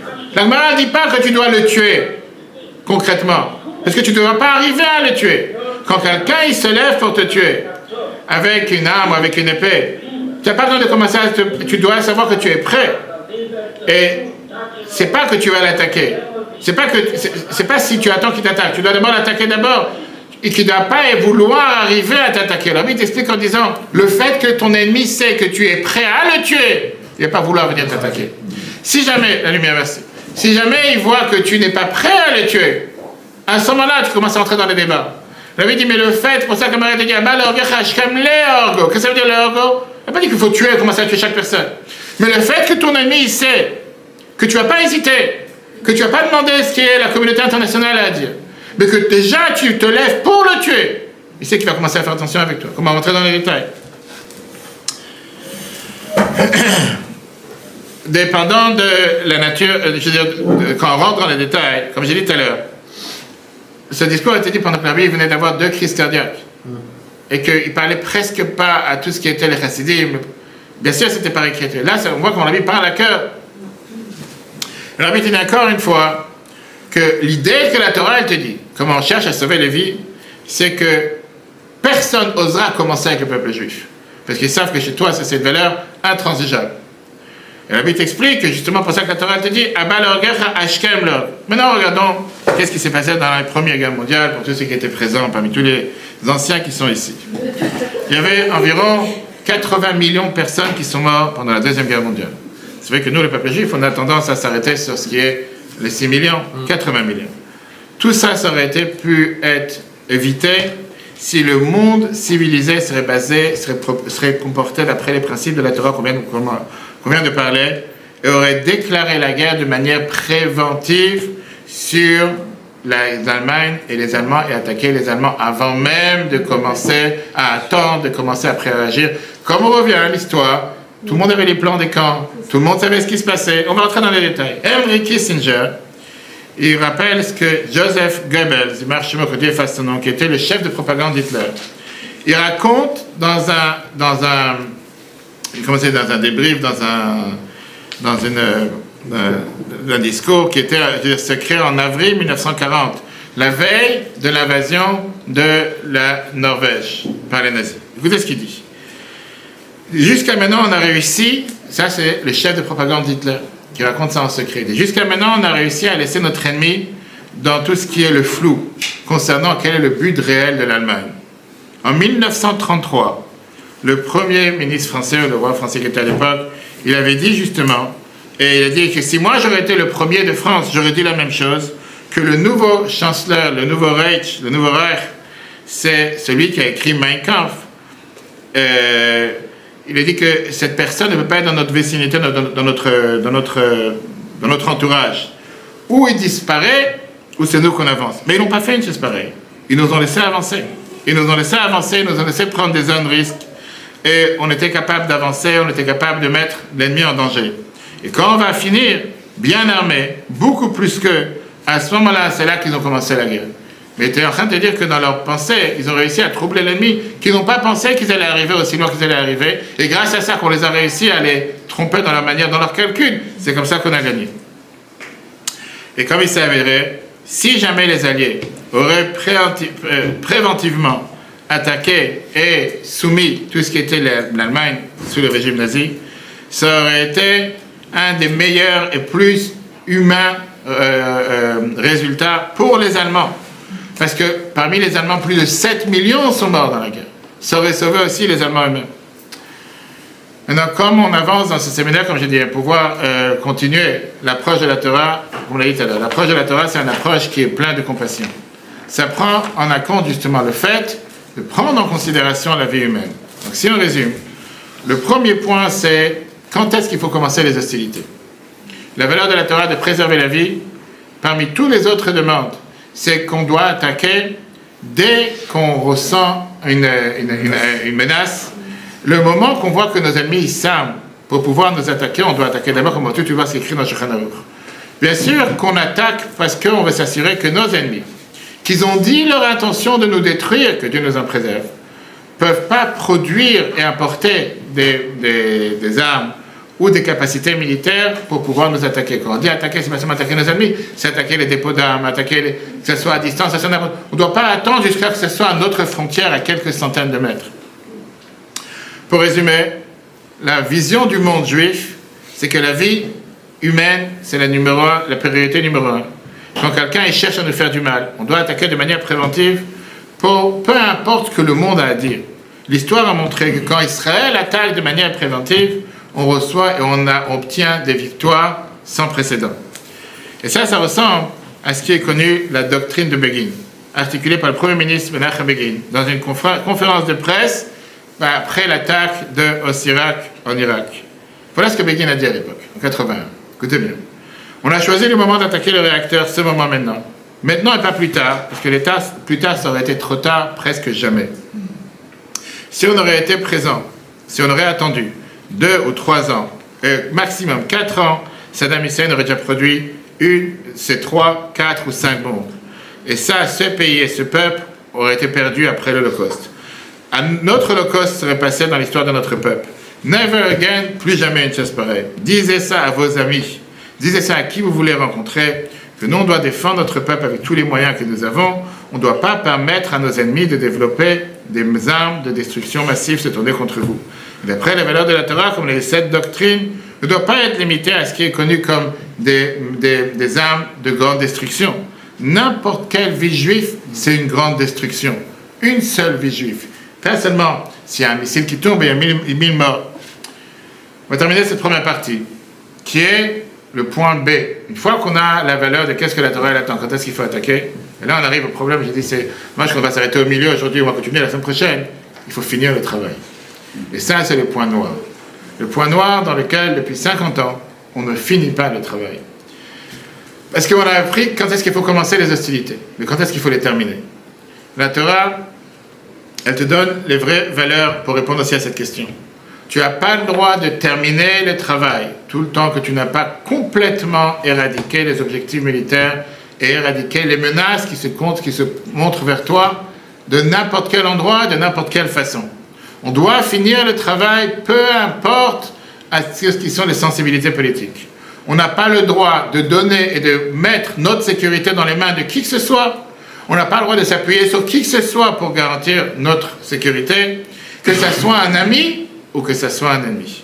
Et regardons justement dans cette vidéo comment l'ennemi parle par rapport à la guerre du Liban. Comme je disais tout à l'heure, quand tu avances en 2024, tu peux avoir tes plus grands ennemis qui se retournent contre toi aussi. Et on sait très bien comment on va voir dans la deuxième moitié, la semaine prochaine, le rapport avec les États-Unis, que la Bible te dit que les États-Unis, ils d'abord défendent leurs intérêts. Ils ne défendent pas tes... Et donc tu ne peux pas mettre ta sécurité. Quand Israël s'est retiré du Liban dans une des guerres qu'on a vues tout à l'heure en 1982, on s'est basé sur les Nations Unies, qui sont sur la frontière du Liban et qui sont là pour te protéger. Et on a vu comment ces camions de l'UNRWA et les Nations Unies, que ce soit à Gaza ou au Liban, sont là pour travailler la main dans la main avec les terroristes. Et c'est la communauté internationale, c'est l'Amnesty International et tout ce qui sont financés par la communauté internationale, inclus par les États-Unis. Seulement, Donald Trump, il y a quelques années, a agi pour couper les fonds à l'UNRWA, etc., qui malheureusement avec le président Biden ont été redonnés. Et on en passe. On va arriver après dans le détail, ça c'est la deuxième moitié du cours. Regardons cette vidéo. Et là, l'arbitre te parle dans cette vidéo avec énormément d'angoisse sur la réticence d'Israël à plusieurs reprises de finir le travail et d'éliminer le PLO, qui était l'Organisation de la Libération de la Palestine, une fois pour toutes. En simples mots, l'arbitre te dit, ça veut dire que quand tu décides d'aller à la guerre, Tu n'as pas le droit de t'arrêter jusqu'à une capitulation totale. Ça, c'est la direction de la Torah. Le Rabbi te prend le fameux exemple qui est une opération. Le Rabbi te dit, quand tu commences une opération, tu ne t'arrêtes pas au milieu. Tu ne laisses pas le patient en train de saigner. Tu ne commences pas à dire, on va continuer l'opération demain ou après-demain. On va se reposer un peu. On va prendre une pause. On va aller en vacances. Et si tu as commencé une opération, tu termines l'opération jusqu'à la fin. Regarde dans la vidéo.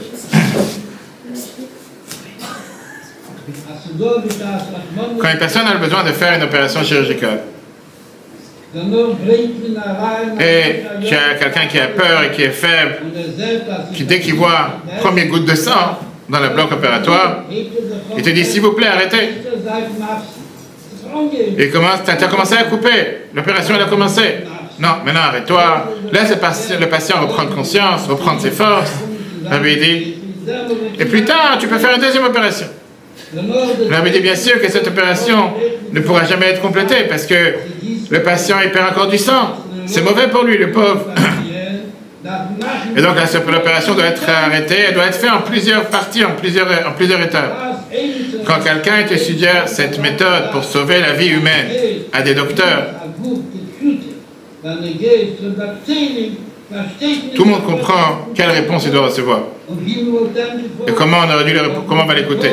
C'est la même chose avec les 3 millions de juifs qui sont maintenant en Israël. Et le nombre a grandi de plus en plus. L'opération du Sinaï 1956, ça a fait qu'on a eu peur. On a décidé d'arrêter avec l'émission du Sinaï. On n'a pas voulu l'écouter, donc on a fait une conférence. Et qu'est-ce qu'on a dit? C'est pas démocratique. On a besoin d'une deuxième opinion.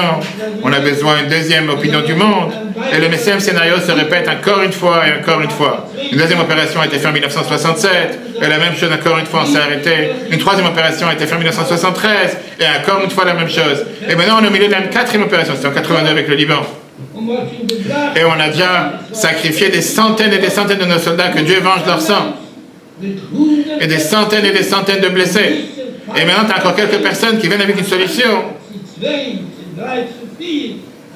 Que le meilleur moyen de faire arriver à une paix finale dans cette situation, c'est quoi leurs idées, leurs grandioses idées? C'est de laisser les bactéries en plein la plaie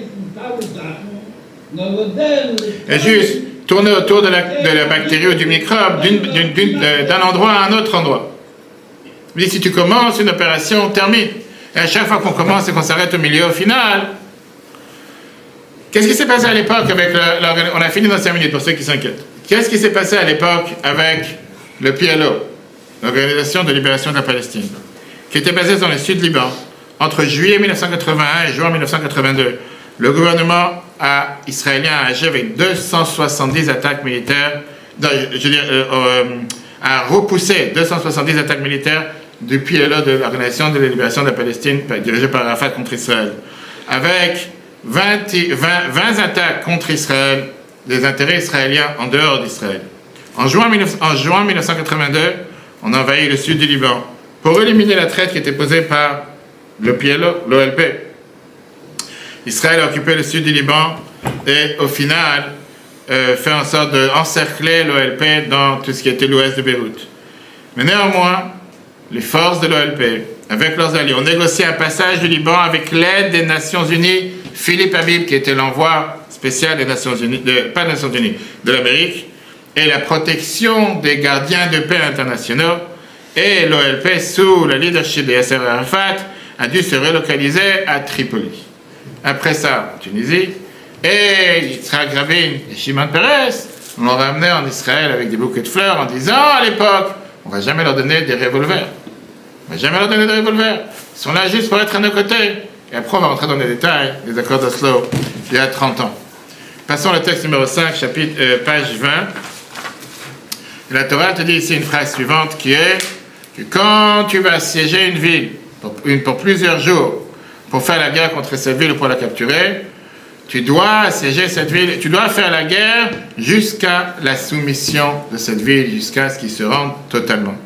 Qui veut dire, on doit se battre de manière jusqu'à la fin, jusqu'à ce que notre ennemi a totalement été tamisé, a totalement été anéanti. C'est pas suffisant pour les militaires, pour une attaque militaire de pouvoir être neutralisée. Mais même la population civilienne ennemie doit aussi comprendre ils sont là pour être détruits. Ils sont là pour être abattus. Suite à la guerre de Kippour, le Rabbi encourageait justement la direction israélienne de conquérir, même juste pour 24 heures, Damas et le cœur. Pas pour éternellement, mais pour leur montrer comme une business, ce qui veut dire que nous, on est là, on est sérieux. Dans cette vidéo, on voit comment les dirigeants israéliens, les diplomates israéliens parlent avec le Rabbi. Qu'est-ce qui s'est passé? Pourquoi le Rabbi voulait absolument qu'on soit au Caire et à Damas pour 24 heures? Et alors, on va arriver après avec justement l'argument que les gens veulent dire, mais ça, c'est déjà provocatif. Tu es en train de provoquer la guerre. Peut-être. Mais si notre idée est de terminer ce qu'on appelle le bloodshed, tout ce qui est ce bain de sang, et les experts te disent que ça, c'est la meilleure manière de dissuasion, de les dissuader de pouvoir nous attaquer dans le futur, ça, c'est ce qu'on doit faire. Quand on parle de la Première Guerre mondiale, elle s'est terminée avec une armistice qui était entre les aides alliées et le gouvernement allemand. La population allemande n'avait pas compris qu'ils avaient perdu la Première Guerre mondiale. Au contraire, ça a fait amener la Deuxième Guerre mondiale à laquelle les Alliés ont été d'accord qu'on avait besoin de conquérir et de marcher jusqu'à Berlin. Que les Allemands eux-mêmes comprennent qu'eux aussi, ils ont été abattus. Continuons avec cette tragédie. Une seconde, on continue avec cette tragédie, avec cette stratégie, pardon. Et donc, on va amener les hostilités à une conclusion beaucoup plus rapide. Et deuxièmement, on va créer une beaucoup plus grande, je veux dire, une peur, le fait de pouvoir faire en sorte que nos amis vont avoir cette crainte de nous vouloir nous attaquer au futur. Et ça va sauver énormément de vies des deux côtés du conflit. L'approche de la Torah, elle est compassionnante pour n'importe quel être humain. Le Rabbi a fait ce point à plusieurs occasions, incluant le prochain qu'on va voir dans l'été 1982. Mais d'abord, regardons la vidéo et avec ça on a terminé, chers amis. Et après les questions. Le peuple juif a avancé dans tous les fronts. Il est décédé la semaine dernière. Et ils sont arrivés plus ou moins à 40 km de Damas. 182. C'était le 5e jour de la guerre. J'ai reçu un appel du secrétaire du Rabbi, le Rabbi Benjamin Klein.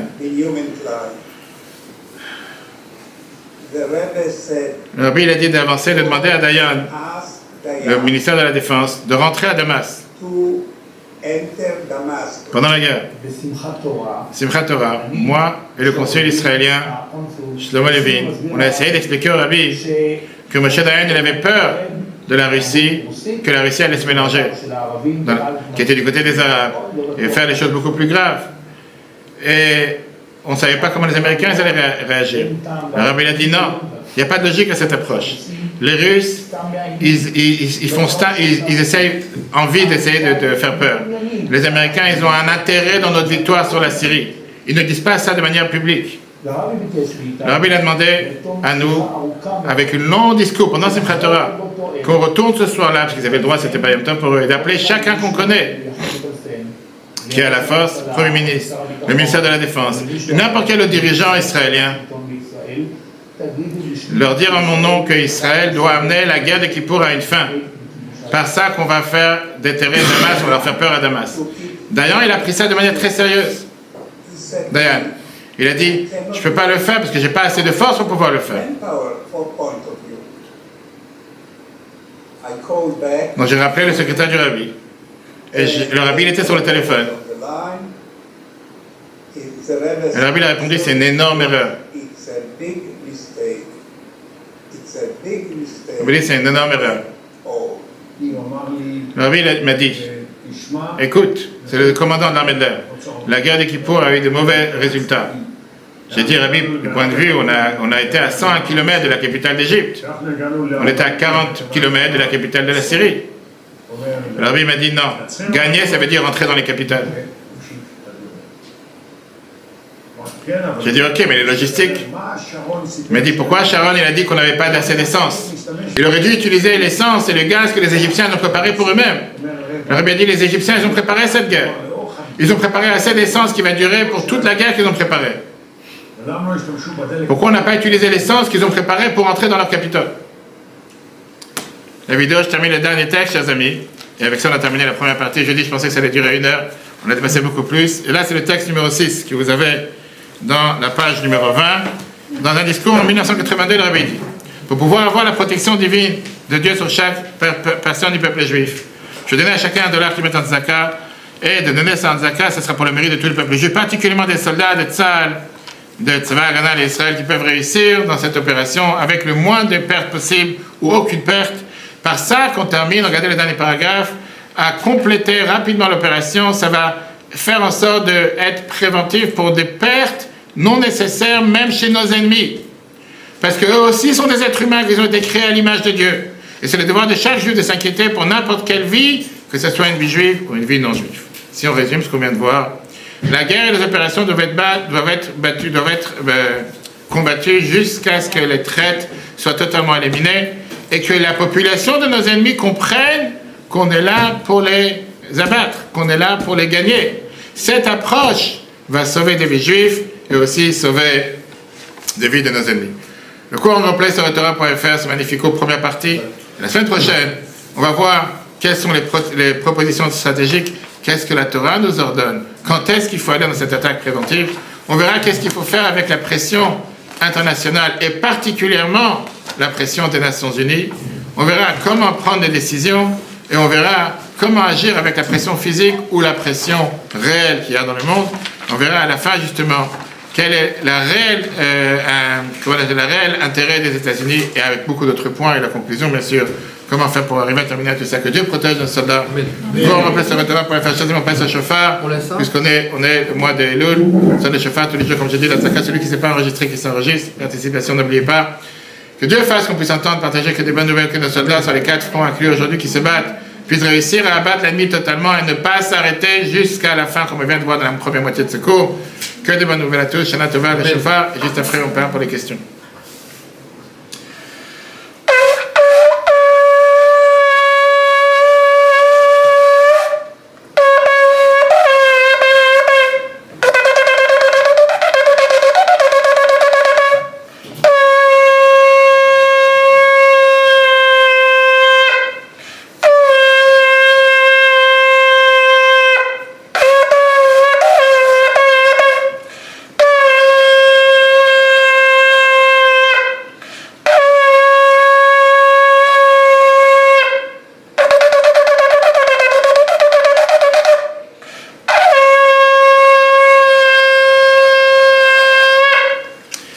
À tous, je coupe le live.